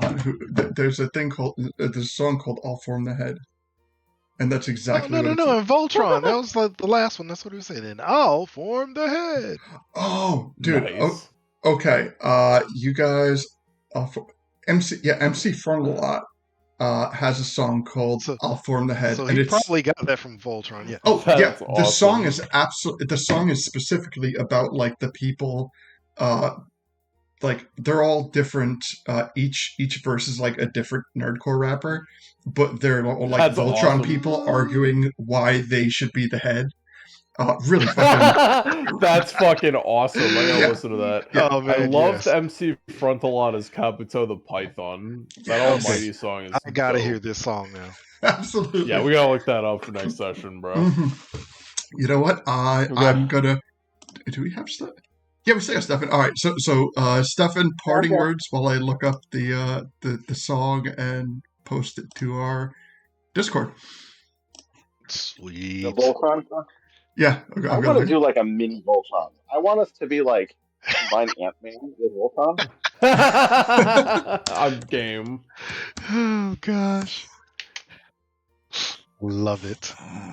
Yeah, he seems like, oh man, I just typed in his name and like all the songs came up and I'm like, this is great. Like Goth Girls, I'll Form the Head, final boss, first world problems. Oh my god, I fucking Nice. yeah. Hell yeah. Bro, like fucking okay. I honestly let's see, okay. You got Leto and Stuffin as the arms. Gully's the body. I am the head. Sorry, I will form the head. This is inarguable. Because I am already on top of Gully's shoulders. It makes the most logistical sense. And that is why I will form the head. It's very convenient. I am the Blue Ranger in this situation. Sorry. And you know, it's perfect. And then Shimkin will be the legs so we can fly around like actual Voltron. Yes. Wait, no, it's always the Red Ranger, or in Voltron, the black one. The Power Rangers, it was always the red that was the head, and for Voltron, it was Black Ranger. Sorry, Black, okay. The black Voltron. Get your nerd shit right. Okay. In the suit. That's fair. I haven't watched it long enough. Damn. Oh, I thought the Red yeah. Ranger was like the middle because he's the protagonist. I was gonna say that was. Damn. Okay. Okay. Actually, I do like being Red Ranger because I'm Autumn now, or red or black. Either one's fine. I love them both. Hell yeah. All right. Oh gosh, the rabbit hole we have gone down. Love it, bro. This is great. Love it. All right. So honestly, it works even better because I am red now. Excellent. Yep. Autumn Ranger reporting in. So, if you want to find that awesome song we were talking about, it's already posted on a Discord. The link to our Discord, as well as all of our cool links, are just posted in chat. Once again, if you're watching this on a rerun, our link tree containing all of our links is on all of our pages. So if you're on Twitch, it's there. If you're on our YouTube, it's there. But yes, absolutely crush all those links, click all those buttons, hit all those likes, and tell all your friends. Because we are still trying to hit affiliate, and because why the hell not? But whatever. So I want to thank you. I want to thank Deacon, Leto, Gully, and Stefan for being a part of this. This was a great session. It was. I will openly admit I am starting to get the itch for a good combat soon. So I'm probably going to throw you in it sooner than later. So okay. Can I be a sage for our first combat, please? Like, I would very much like to test out my new capabilities, so maybe we will pick a fight with somebody tomorrow in game. That's how it's gonna happen. It's like we're gonna go through like the whole like sage ritual, and then like Deacon's gonna like crack his knuckles and be like, "All right, let's test this bad boy out." Exactly. Yeah. So I have just a spell for that in mind too. No doubt. Great, dude. I want to thank everyone for tuning in, and I want to thank everyone for writing in chat. I want to thank everyone for everything. You guys are great. Just as a reminder, in 2 weeks I will have family down here, so I will. Notably, my son's going to be down here, so I will be spending every fucking waking moment that I can. Because hell yeah, of course, absolutely, bro. That's awesome. Yeah. So. So next week we will have our chat broadcast, and then following week we'll be off, and then 3 weeks we will be resuming the campaign.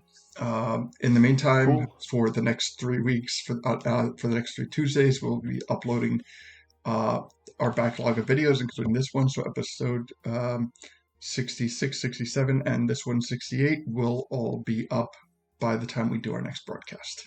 So, yes, thank you guys, and we'll see you next time. But until then, be happy, healthy, safe, and whatever temperature you're comfortable at this point, because, I'm getting like 70 degree and 80 degrees. So whatever, if you're hot, be cool. If you're cool, be hot. If you're wet, be dry. I don't, whatever. Do what makes you happy. So, we'll see you guys again soon, but until then, bye. Later. Bye.